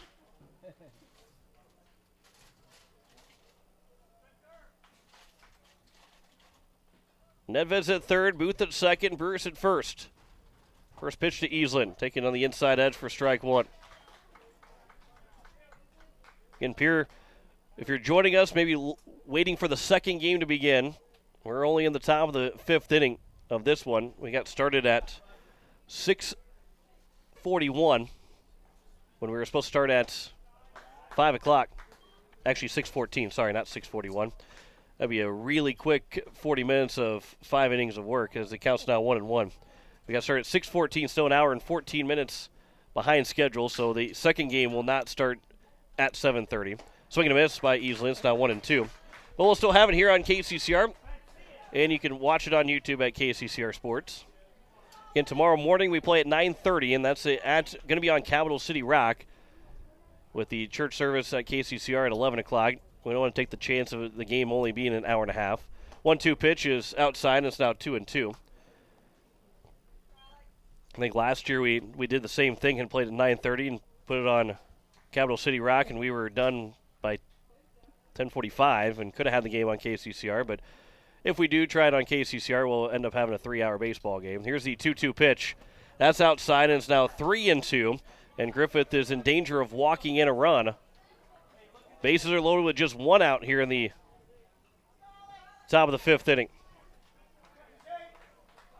Spencer Easley, number 9 man in the order, 9th man to come to the plate. Here's a 3-2 pitch. And Easley will rip it out towards left field. And coming over, making the catch. And Nedved has to come back to the bag. He tags up. There will not be a throw, and Nedved will score on the sacrifice fly for Spencer Easley. And there's now 2 down, and it's a 5-run inning here for Post State. And it remains at first and second. And here's Lincoln Keenels with an RBI opportunity. He is already 1 for 1 in the inning. He led off with a single that got everything started for Post State. They have scored 5 times so far, and now we'll have time called. Nope, no time is called. The first pitch is over for strike 1, and now time will be called, and that will end the day for Alex Griffith. So he got the first pitch of the at-bat through as the coach was starting to make his way out. But the time was not granted, time was not heard. So now they will make the pitching change, as it will be a 0-1 count with runners at first and second and 2 outs, and the new man will come to the mound. We'll step aside for a minute, come back with the pitching change. You're listening to Post State Baseball on KCCR, and you're watching it on YouTube at KCCR Sports. Count may change with every pitch, but what doesn't change is God's love for you.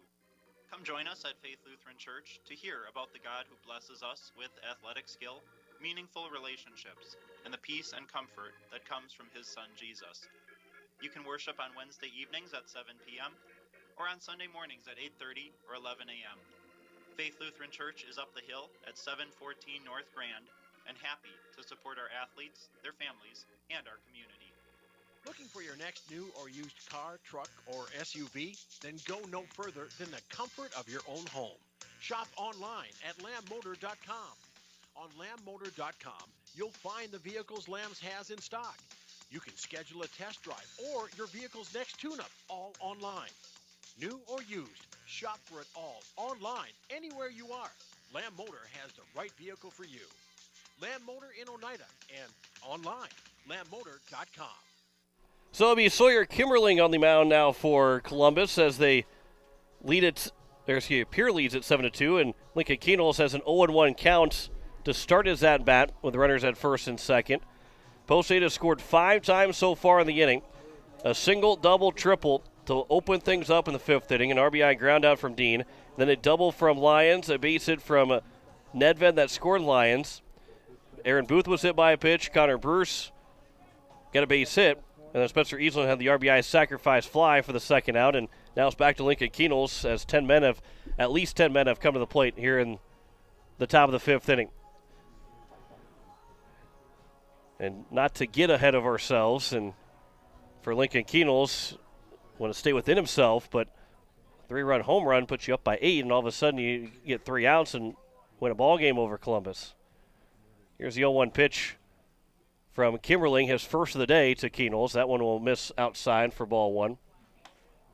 Keenels, and I say that because Keenels has already hit a home run. He led off the top of the 3rd with a solo shot. Booth at second. Brewer's still at first. Kimmerling comes set. Here's the 1-1 pitch. Top of the zone, taken for a strike, and it's now 1-2. Keenels 2 for 3. Struck out looking in the first, then hit the home run in the 3rd and singled to lead off the 5th. He's got 3 hits so far for Post State in this tournament. Nedved had the only other hit yesterday, and Pierre has had to wake the bats up a little bit today, or at least the bats have woken up in this ball game. They just 2 hits yesterday, and you've gotten 12 hits in this ball game. An extra 10 hits against a team that threw really well over the days yesterday, and is 3-0 in the Dakota Classic right now. That one will miss low on the 1-2 pitch to even things up at 2-2. So the Deuces are wild here with 2 on and 2 outs, and a 2-2 pitch upcoming from Sawyer Kimmerling to Lincoln Keenholz. He'll come set and deliver. Bounces in. Booth looking to take the jump, but he does not, and with a 3-2 count, he still gets a head start anyway. Just make sure that Kimmerling goes home, and both Booth and Bruce will be off with the pitch, and somewhere in the gap could score both of them. On deck is Matthew Hansen, who narrowly missed a home run earlier this inning. Here's a 3-2. Instead, they will check Booth at second. No throw from Kimmerling. There's the, got to make sure that he goes home before you take off. Here's the 3-2 pitch. That one will get to the backstop. It'll be a ball 4, and the bases are now going to be loaded for Matthew Hansen. And Hansen is 2 for 3 so far. He singled and doubled. And it doesn't even take a home run this time. Somewhere in the gap to score all 3 runs, and you're up by 8. But there is the top of the 5th inning. This isn't an opportunity for Pierre to score those 3 runs and end the ball game. They'd have to finish it out in the bottom of the 5th if they get the 3 runs here. There's a ground ball to the left side. Be fielded by the third baseman. The throw across the diamond is in time, so scratch that idea as that will retire the side. But a 5-run inning for Post State as they were able to pick up 6 hits. There was 1 error and 3 men left on base. We head to the bottom of the 5th, 7-2. Pierre leads it over Columbus. You're listening to Post State Baseball on KCCR and on YouTube at KCCR Sports. No one likes to have electrical problems, but when they happen, call Todd's Electric at 223-2518. With over 28 years of experience, Todd's Electric can handle any type of electrical problem, whether it's residential, commercial, or agricultural. Their knowledgeable staff knows and understands the importance of your home, business, or ag facility and are prepared to help. Call Todd's Electric at 223-2518. That's 223-2518. Todd's Electric, serving the Pierre and Fort Pierre areas. The line to power. It takes hard work to reach goals. It's a truth that applies to more than just sports. It also goes for your financial goals. You work hard for your money. You deserve an investment strategy that lines up with your game plan. Your local Edward Jones financial advisor can help. If your investments aren't getting you closer to the win, visit edwardjones.com or stop by your local Pierre area Edward Jones office for a financial review. Edward Jones, making sense of investing. Member SIPC. Bottom of the 5th inning, it is a 7-2 lead for Pierre. And for Columbus, they will have 8-9-1. Trevor Schumacher and Eli Krakemeyer will be the first 2 hitters. Due up to face Brecken Kruger, then back at the top of the order for Yuri Rivera. Game 1 of 2. Again, if you're joining us, this is Game 1, not Game 2 quite yet. 7:30 right now, scheduled start time of Game number 2, and clearly that will not be the case. It'll be rather late nights here at the ballpark at Harmon. Here inside the press box at Harmon 1. As Trevor Schumacher digs in. First pitch is outside for ball 1. So far through 4 innings, 2 runs, 3 hits, and an error for Columbus. 7 runs, 12 hits, and 1 error for Post State through their 5 innings at the plate. 1-0 pitch. Popped out towards second base into the outfield, and Matthew Hansen will make the catch. And the leadoff man retired to open things up here in the bottom of the 5th inning. And it will bring up Eli Krakemeyer. Krakemeyer also popped out to Matthew Hansen. Hansen has been busy over at second base. He made 3 plays on 3 ground balls in the first inning, had a pop out in the second, had 2 pop outs in the third, and another pop out in the fourth, as again made the first out here in the fifth inning. As that one is fouled away on the first pitch. 8 putouts for Matthew Hansen. And through 4 to third inning. Here's the 0-1 pitch. There's a line shot. Keenholz with a Alfonso Soriano type jump to make the catch, and there's now 2 down. Didn't need to fully jump and just get more of a hop or a skip. And it's now 2 down, and it brings up Yuri Rivera, who is 0 for 2. Been a ground out victim to Hansen and also popped out to Keenholz. Here's the 0-1 Rivera showing bunt. Pulls it back and taking it for strike 1. That was the over-the-shoulder catch that Keenholz was able to make in shallow center field. Here's the 0-1 to Rivera. That one will bounce in. It's now 1-1. 2 outs, nobody on here in the bottom of the fifth inning. And a 7-2 lead here for Post State. Fly ball left side. Racing over to the line is Nedved. He will make the catch, and it's a 1-2-3 inning for Brecken Kruger here in the fifth inning. We head to the top of the sixth, and Pierre leads it 7-2 over Columbus, Nebraska. You're listening to Pierre Post State Baseball on KCCR and on YouTube at KCCR Sports. You're in the need for high-quality replacement auto parts. Look no further than Zander Auto Parts and Machine Shop in Pierre. Zanders has been servicing the Pierre area for over 40 years. Their professional parts techs can get you the parts you need and get you back on the road.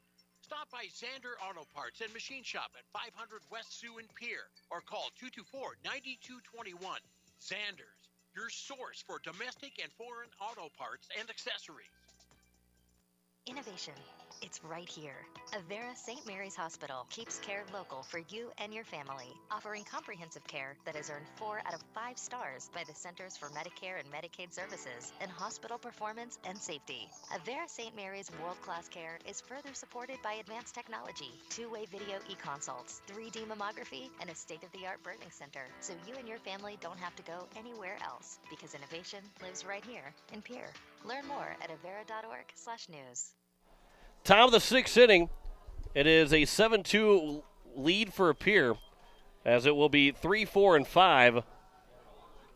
Wiebe, Dean, and Lyons, the first 3 hitters. Wiebe is 2 for 3 with 3 triples in the ball game. Also driven in 2 runs.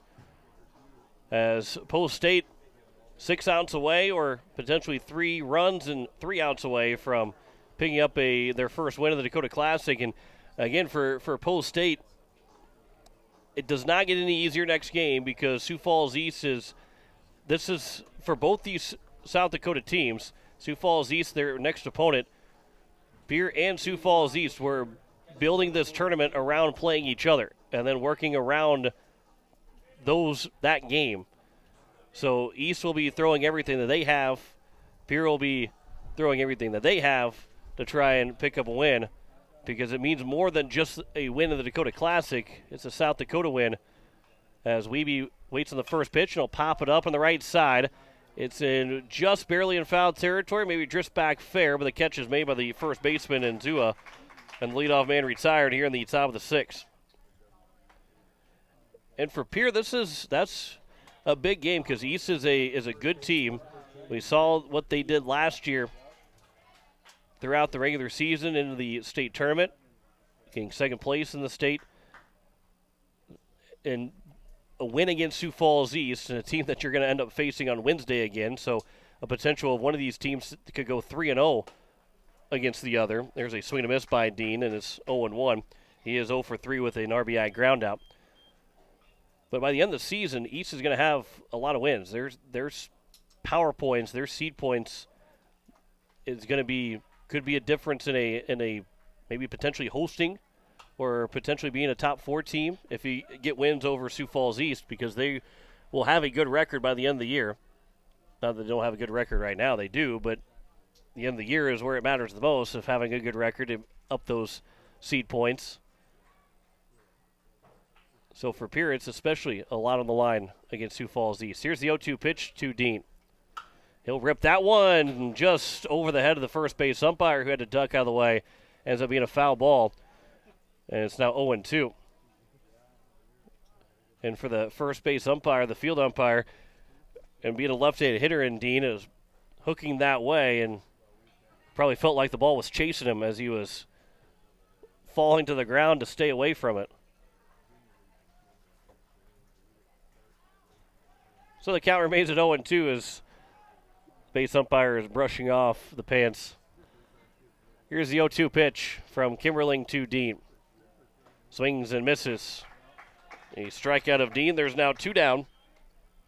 And it brings up Johnny Lyons. Lyons singled in the second and then doubled in the fifth. He ended up at third base on the play with an air charge to Columbus. A throwing error that ends up being a physical error and also probably a mental error too. Lyons wasn't on his way to third. It was a easy stand-up double, but the throw got away and ended up putting Lyons at third base. He ended up coming home then on the next at-bat with an RBI single from Gary Nedved. First pitch misses for ball 1 to Johnny Lyons. Here's the 1-0. That one's taken to the inside edge. It's now 1-1. Post State doubled their hit total last inning. They've got 12 so far in the ball game. 6 last inning on the 5 runs that scored. And with those 12 hits, 7 runs, they have only left 7 men on base through near 6 innings. 1-1 pitch. This is outside, 2-1. So again, I mentioned it too. Sioux Falls East will be in town on Wednesday. So we play them tonight. We'll play at least one game tomorrow, and the way this game is shaping up, we will not know if after this game if Pierre will still have they still have an opportunity. We'll know if they will win the pool or not, or won't win the pool or not after this game. But they'll play at least one tomorrow, and then Monday and Tuesday will be off. As there's a swinging and a miss by Lions, now 3-2. Again, I guess technically, if Pierre wins the pool, wins the quarterfinal game, we got one more day of baseball. You'll play in the semifinals on Monday. So Monday's not guaranteed to be off quite yet. Here's the 3-2 pitch. Misses inside for ball 4. It'll be a 2-out walk that will extend the inning now to Gary Nedved. Nedved has been on base all 3 times. He was hit by a pitch, singled in the 4th, and also had the RBI single in the 5th inning. Tuesday is the only for sure off day, because then you play Wednesday against Sioux Falls East at home, travel up to Mandan on Thursday to play a doubleheader, and then finish driving up to Minot for Friday, Saturday, Sunday of baseball, as the first pitch misses inside for ball 1. Be able to get you some times for the tournament. Most likely it'll end up being tomorrow we get you the times for that Minot tournament. That one is at the knees, and it's now 1-1 to Gary Nedved. We'll have those games on KCCR and on YouTube at KCCR Sports. We'll also potentially have one of those games on Sunday on Capital City Rock, depending on the timing. Nedved goes the other way on the 1-1 pitch. He'll get it out to right field. A 2-out single for Nedved, and it will bring up now Aaron Booth. And Aaron Booth will come back to the plate. He was hit by a pitch his last trip up. And now with 2 outs and runners at first and second, Pierre with a base hit. Lions could potentially score on a base hit. Here's the first pitch from Kimberling to Booth. That one will be fouled back. And it's 0-1. We hope to see Aaron Booth pitch at some point this summer, and the hope also is, with a little bit of an asterisk of, we want Booth to be healthy, completely healthy to pitch this summer, because you still want him to have a long college career at Dakota State and do well in college as a baseball player. As that one's fouled away, and it's now 0-2. Because he is the unfortunate thing for Booth, he's dealt with injuries over the last couple years. Well, the one thing about Booth is, I'm sure it's frustrating to him, and I'm sure he isn't always the happy guy that he is, but he's always in a good mood every time I come and talk to him, or he comes and talks to me. You love the personality and the upbeat attitude that Aaron Booth has day in and day out. That one's fouled back. It remains at 0-2. But then you get him on the mound, and he becomes a huge competitor. He does not like to lose. And that's the fun thing about him, too, is as happy as he is, he becomes pretty fierce on the mound. He'll go down, maybe hit off the ground at Booth. A bare hand play with a shortstop. The throw to first is in time. How about that for Zroost at short to retire Booth on a barehanded play coming in from the shortstop position. No run score, 1 hit, no errors, and 2 men left on base. After 5.5, Pierre has a 7-2 lead over Columbus. You're listening to Post State Baseball on a KCCR, and you're watching it on YouTube at KCCR Sports. At Shane's Pharmacy, your health care is important, and Shane wants to be the pharmacist to take care of you. Shane's Pharmacy will make sure your prescriptions are filled in a timely manner. They will answer your questions, and they will even deliver to your home or office. Call 223-9200. Shane's Pharmacy, the pharmacy you know and trust. The number again is 223-9200. Shane's Pharmacy in Fort Pierre, proud to support high school athletics.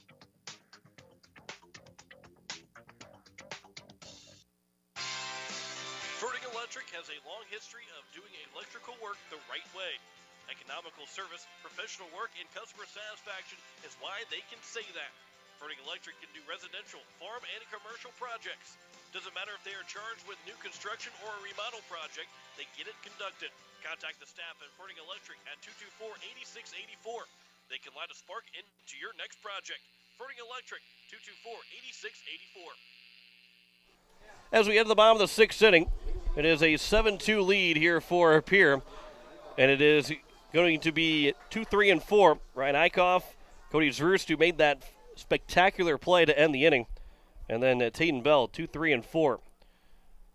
Here's the first pitch from Brecken Kruger, as that one will miss for ball 1. And Kruger has been efficient through the first 5 innings, giving up just 2 runs, 3 hits so far. That one will miss low and away. It's now 2-0. We'll see if there's a man in relief for Kruger, but he's only going to throw pitch number 55 upcoming. So when you're efficient, the biggest reason and what you love to see is no walks. That's one big thing. As that one is over for a strike, and it's now 2-1. The other thing is, though, that Kruger doesn't have a strikeout. No walks, no strikeouts. He gave up just 3 hits. The only other base runner to reach was on an error with 2 outs in the inning.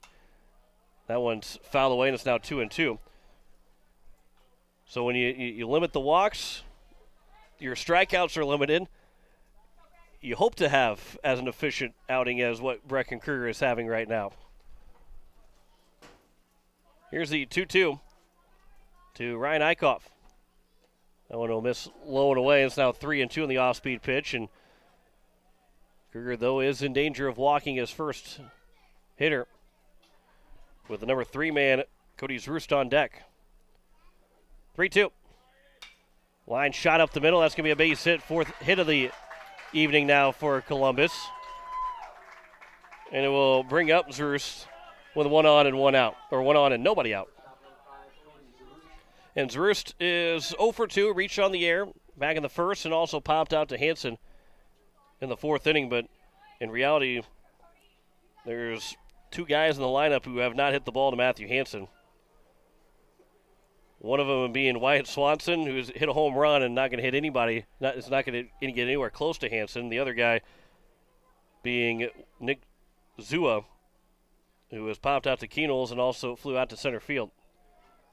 Everybody else has tried to pick on Matt Hansen, and he's been steady at second base. First pitch is upstairs for ball 1. 7-2 lead here in the bottom of the 6th for Post State. Here's the 1-0. That one is at the letters, and it's now 1-1 to Cody Zroost, who will go to Washburn next year. And he and Tayden Bell, the only two seniors, but both playing college baseball. This one's popped up behind home plate as Wiebe will give chase, but he will run out of room as it falls out of play, and it's now 1-2.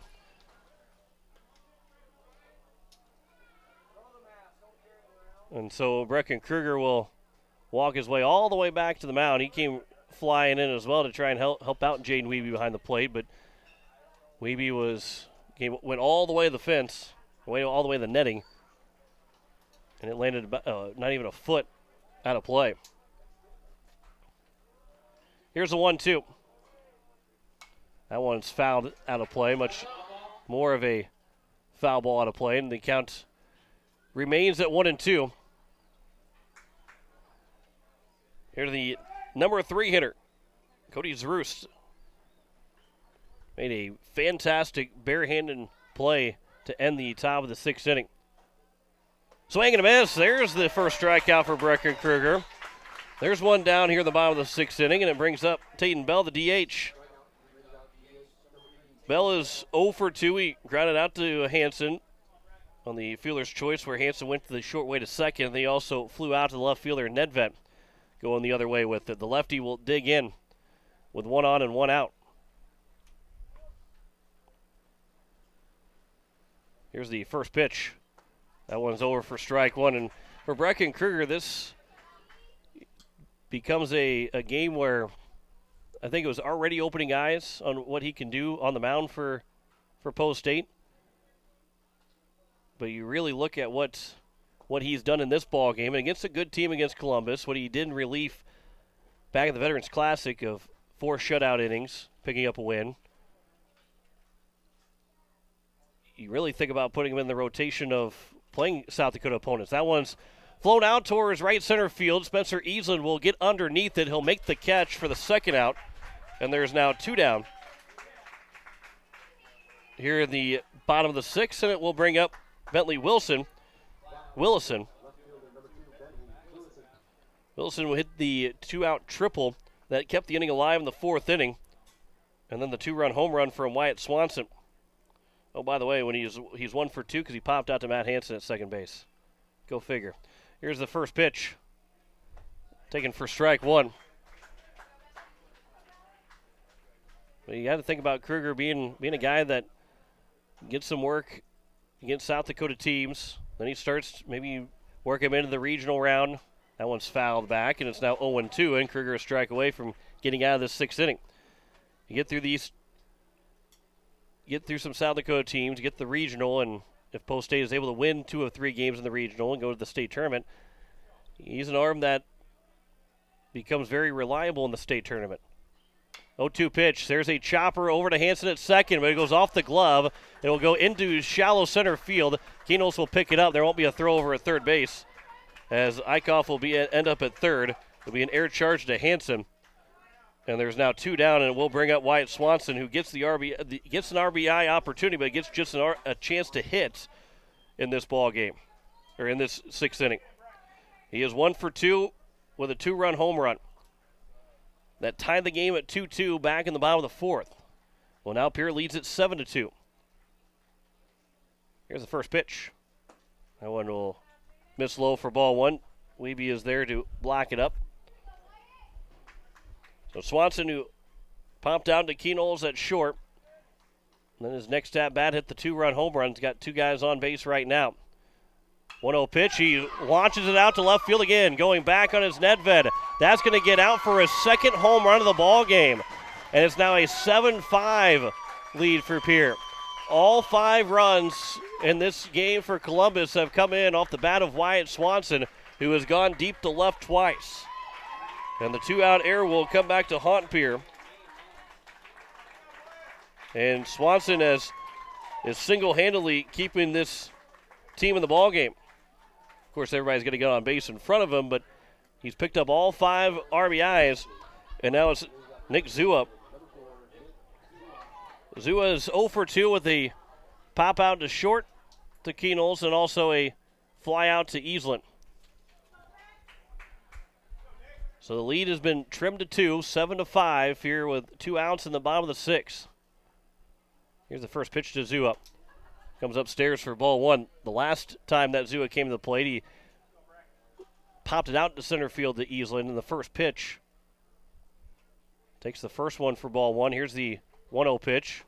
That one is at the knees and is now 1-1 to Nick Zua. For Pierre in the top of the 7th inning, it'll be 7-8-9. Spencer Eastland, it'll be 7-8-9 for, or 8-9-1 for Connor Bruce, Spencer Eastland, and Lincoln Keenholz. That one will miss, and it's now 2-1 here to Nick Zua. Kruger from the windup. Ground ball right side. That's through for a base hit. The tying run will come to the plate here in the bottom of the 6th inning. And it will bring Coach Brian White out to have a conversation with his starting pitcher. Again, he's in no real danger of a pitch count right now, as that was pitch 75, so he's still got another 30 to work with, needing just one out here in the 6th and then try and get 3 more outs in the 7th. But the tying run will come to the plate with Trevor Schumacher, who is 1 for 2. Those are 2 unearned runs. 2 of the 3, actually, all 3 runs are unearned in this inning. With the 2-out error charge to the second baseman, Hansen. All 3 runs coming in to score, so Kruger not charged with those 3 runs, but it is a 7-5 ball game, and with Columbus, now, of course, only one guy has gone deep, but he's done it twice. You hope to not have him come back up to the plate in the 7th inning. Here's the first pitch. Over for strike 1. No lead is comfortable, but Pierre was probably feel a little bit more comfortable than what they are right now with a 7-5 score instead of being 7-2. 0-1 pitch. That one will catch the inside edge, and is now quickly 0-2 here to Schumacher. Number 8 man the order. Love to have that number 9 guy come up to lead off the bottom of the 7th inning. Here's the 0-2 pitch.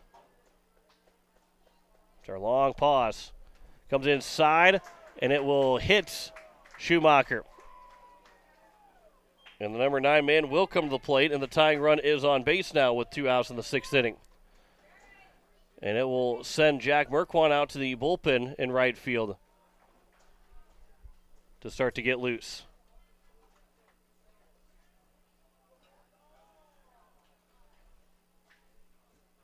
The third base coach comes down and talks to the home plate umpire for a second. Maybe they're going to make the case that it was a foul ball, but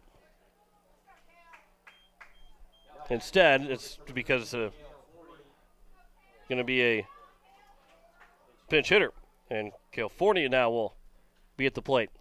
The lefty digs in with a base hit, can make it a 1-run ball game with 2 outs. First pitch just upstairs for ball 1. Merquan getting loose out in the right field bullpen. Maybe called upon to try and close it out in the 7th. 1-0 pitch. That one will miss low, and it's now 2-0. And again, if you're joining us right now thinking you're going to get game 2, we're still in game number 1. We got started at 6:14, an hour and 14 minutes later, because a couple extra inning games throughout the day has pushed this start time back to over an hour, and so the second game will start later. That one is a swing and a miss from Forney, and it's now 2-1.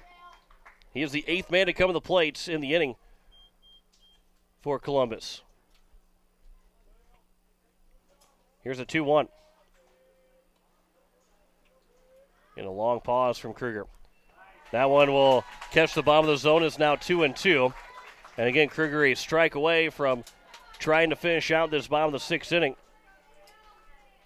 and get Post 8 back to the dugout to try and extend their 2-run lead right now and hold it at a 2-run lead.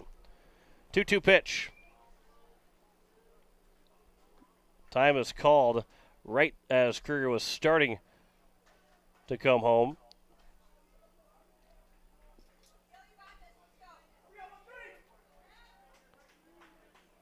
So again, leading from second is Zua. Schumacher at first, 2-2.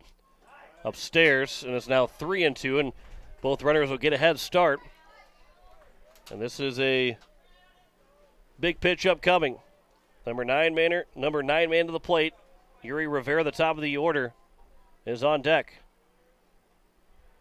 3-2 pitch. Right at the edge of the strike zone, taken for strike 3. Forney had thrown his bat thinking it was ball 4, but instead he looks at strike 3, second strikeout of the inning for Kruger. 2 strikeouts now in the ball game for the starter, and he gets through 6 innings. Another 3-run score on 3 hits in the inning, 1 error, and 2 men left on base. It was a 3-run home run from Wyatt Swanson. We head to the top of the 7th, and Pierre has a 7-5 lead over Columbus. You're listening to Post State Baseball on a KCCR, and you're watching it on YouTube at KCCR Sports.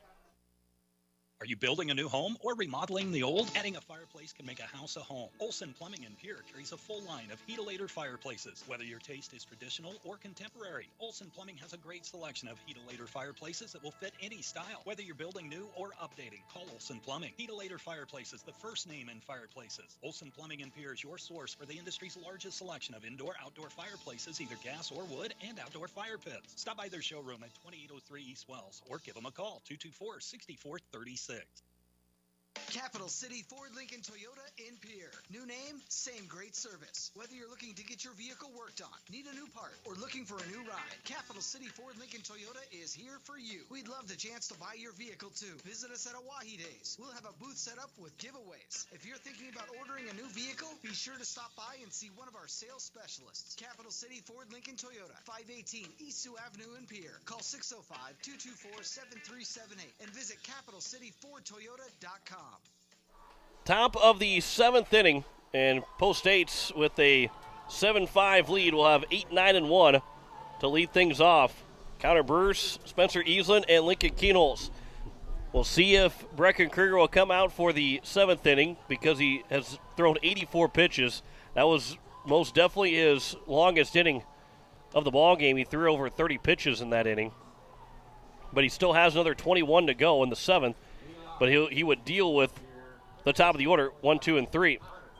Now you can maybe gamble off it and say, well, the top of the order is 1 for 9 combined. And you add on the number 4 hitter, they're 1 for 12 in the ball game combined. And maybe say we're going to go with Kruger or we go with the fresh arm of Jack Merquan. We'll see what Post State does, and maybe the lead will depend on who comes out if Post State's able to extend it past a 2-run lead.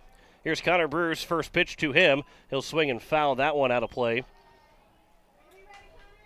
Bruce is 2 for 3.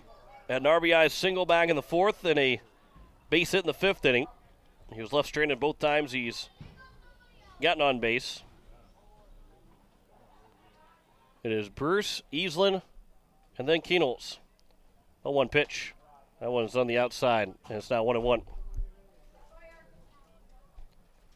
Pierre will take on Sioux Falls East in our final game of the day here at Harbin 1, and it will be a rather late night here at Harbin, as that one will miss low, and it's now 2-1.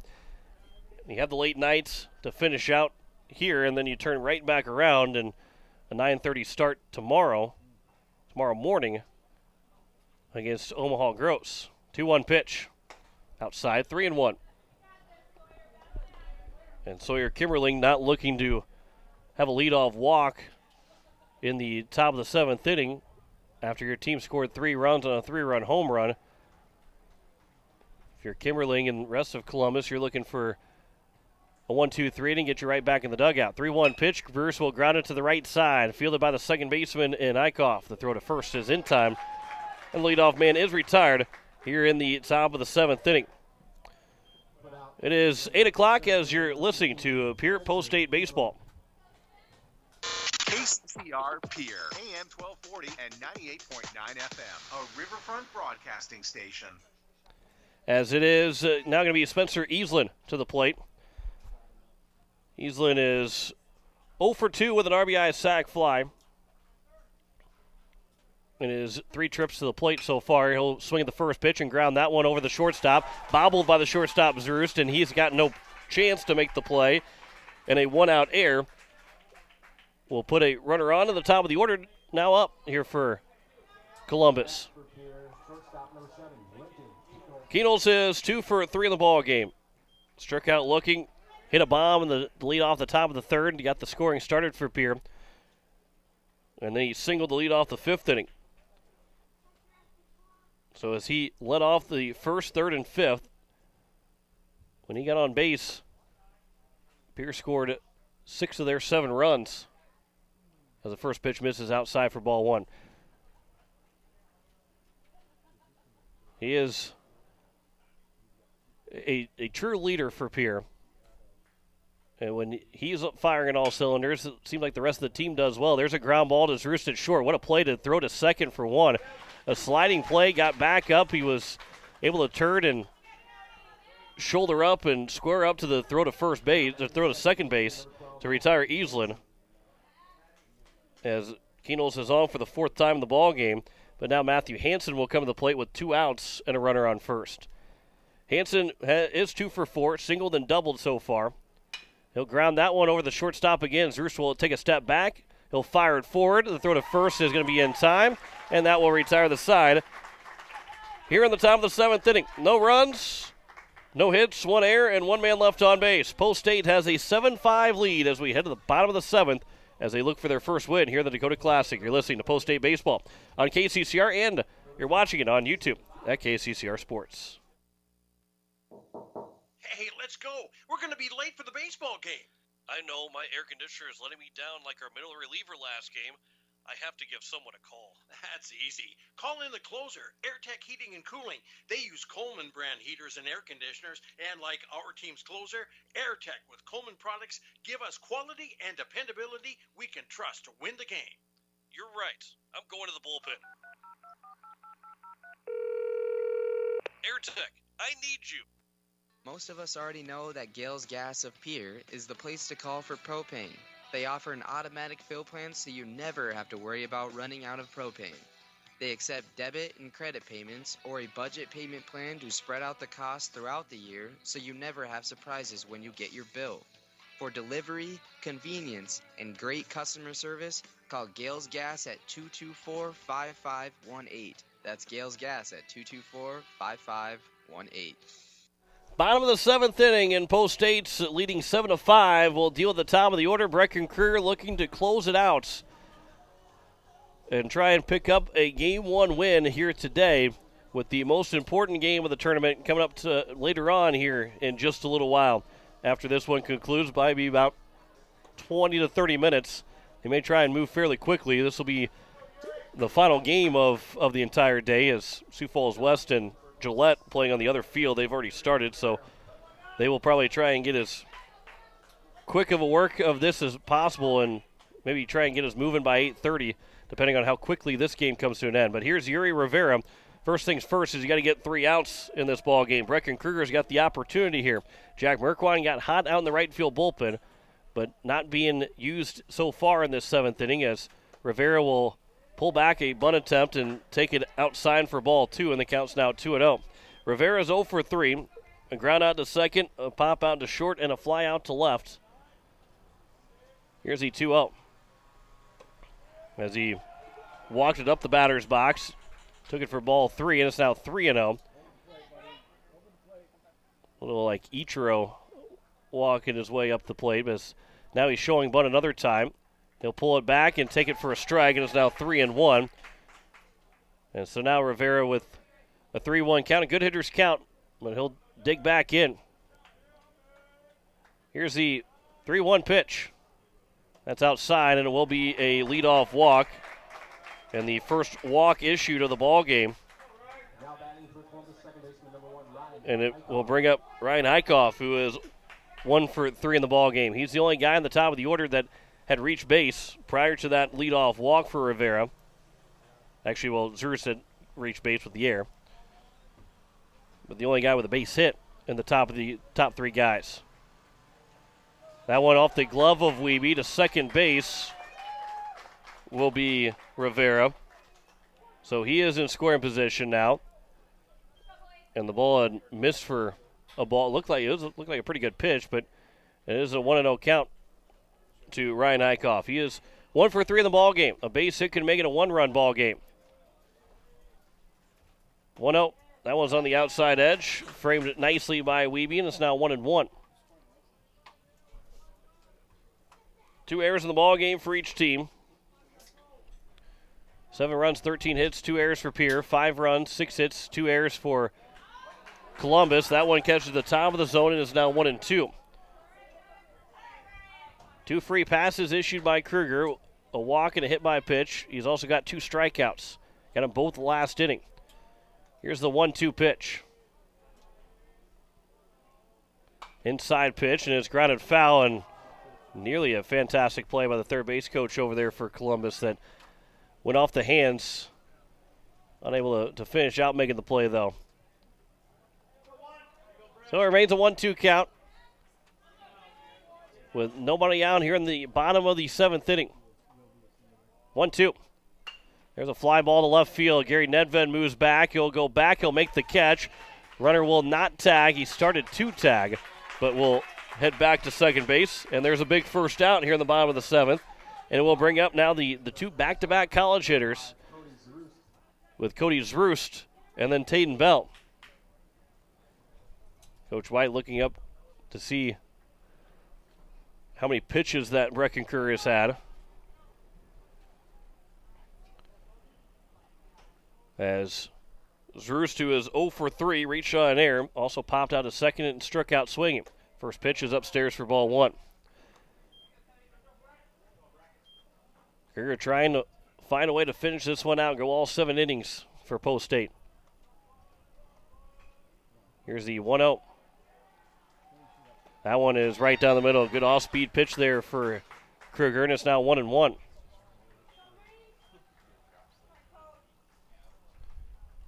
Runner at second. 1 out here in the bottom of the 7th. 1-1. Fly ball, that's out of play on the right side, and it's now 1-2. And the 8s are, and Brecken Kruger now a strike away from picking up that second out here in the 7th inning. Columbus at 3-0 so far, or excuse me, at 3-0. No, 2-0. They will play tomorrow. They can go to 3-0 if they win, otherwise they'd fall to 2-1. Runner takes off for third. Ground ball to the third base side. It's through the hole for a base hit. Rounding third and scoring will be Rivera. And an RBI single for Zroost, and it's now a 1-run ball game. And it will bring up the DH, Tayden Bell. 7-6 our score. The winning run will come to the plate now. Bell is 0 for 3. Grounded into a fielder's choice, flew out to left, flew out to center. And even though the winning run is at the plate, a ground ball can win you the ball game still. With a runner at first and 1 down. First pitch comes inside and misses for ball 1. Post State led 7-2 on a 5-run 5th inning. 3 runs in the 6th and a 3-run homer. Second of the game for Wyatt Swanson. That made it a 1-run ball game. Made it a 2-run ball game. There's a pickoff attempt, and diving back in safely is Zroost at first. And now at 7-6, Pierre is trying to find a ground ball to get you out of this ball game and pick up a win. 1-0 pitch. That one's taken for a strike. It's now 1-1. Tayden Bell, who will be going to Coastal Carolina to pitch, the DH and the cleanup hitter here for Columbus in this ball game. Here's the 1-1. Runner takes off. It will bounce and get to the backstop. Rounding second. Starting to go for a third, but will hold off at second base.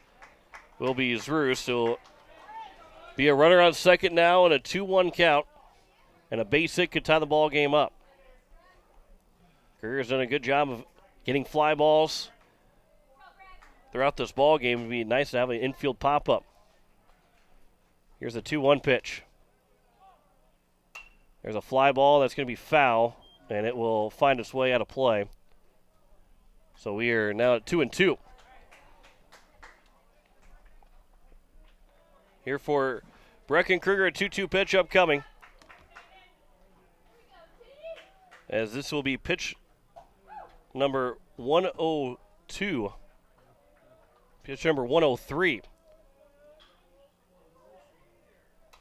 Fouled off the foot of Taden Bell.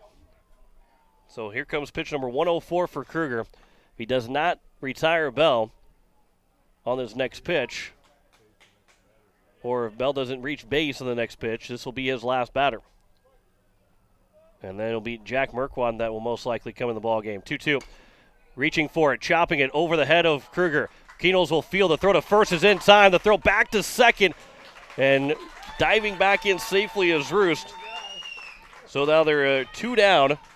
And Post State an out away from picking up a win. And Brecken Kruger will have the opportunity to try and win the ball game here. Bentley Wilson to the plate. On deck is Wyatt Swanson. This is where you want to end the ball game right here. Leave Swanson on at deck. Willison to the plate. First pitch popped up on the infield. Lincoln Keenels will call for it. He'll make the catch, and Pierre will win the ball game. Brecken Kruger goes the distance, and the Eights win it 7-6 over Columbus, Nebraska, and go to 1-1 here in the Dakota Classic. They stay alive here in an opportunity to win this pool. Roll Eights here in this ball game. The Eights win it 7-6. We'll step aside for 2 minutes. Come back with post-game of game number 1. You're listening to Post 8 Baseball on KCCR and on YouTube at KCCR Sports. Have you ever wondered what the benefits are of becoming a Owyhee Federal Credit Union member? At Owyhee Federal Credit Union, we reinvest profits in you. We do this in the form of lower interest rates, higher dividends, and low to no fees. So come check us out or come in at 221 East Pleasant Drive in Pierre, because at Owyhee Federal Credit Union, we treat our members like they own the place because, well, they do. Owyhee Federal Credit Union. Wondering what to do with the pitted and rutted drive? B&B Equipment will get you covered. Wanting to put something down the ground? B&B Equipment will put a hole in your project. Need to even up that property?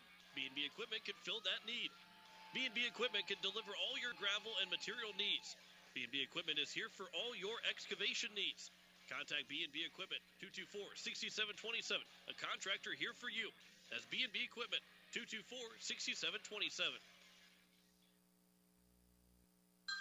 Hey, yo, Speedo's Lawn Care. Hello. Say, my yard's in rough shape. It's got weeds, brown spots, and crabgrass. No problemo. What shade of green you need? We got 31 shades of green over here. Even the latest shade of septic tank grass green. That one just naturally gives off a glow. Call the professionals at True Green. They know how to get your lawn healthy and keep it healthy. They guarantee it. All technicians are trained and certified. Call True Green, 224-1916. If you're in the market for a new home, call my mom or grandma, Kathy. Sunshine Properties is my mom and my grandma. When you're ready to buy or sell, rely on us, Kathy Sunshine Properties. We'll help you to buy or sell with confidence. When you're out and about, stop and see us at our new location on the corner of Capitol and Central here in Pierre. As we welcome you back here to Harmon Park, a big win for Post States in game number 1. They picked up a 7-6 victory, and it took all those outs, all 21 of those outs for the Eights to pick up a win. They had runners at second, did Columbus. The tying run was at second. You had the guy right before the man who had hit 2 home runs, and they got Bentley Wilson to pop up and end the ball game as Keenel made the catch around the third base bag to finish out in the ball game, and Pierre takes a 7-6 win. They're now 1-1 here at the Dakota Classic, and a win against Sioux Falls East, and then it becomes very clear that Post State just needs to win against Omaha Gross, and you win the pool, and you find your way into a 5 o'clock game against Renner Sunday night. If you don't win against Sioux Falls East, then things can become a little bit more complicated, but I don't think there's any possibility. Actually, there won't be any possibility because East will be at 3-1 and Pierre will be at 1-2.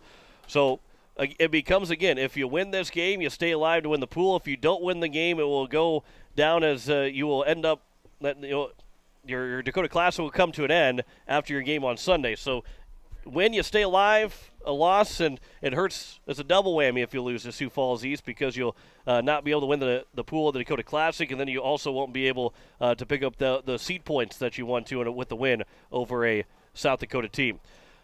But it was for Pierre, 7 runs, 13 hits, 2 errors. They left 10 men on base. For the Columbus, Nebraska team, they had 6 runs, 7 hits, 2 errors, and 5 men left on base. 5 of the 6 runs scored off the bat of Wyatt Swanson, who had 2 home runs, a 2-run homer and a 3-run homer. That happened in the 4th and the 6th inning. The 7th inning had the RBI single from Cody's Roost that made a 7-6 ball game. Keenholz had a home run with his RBI.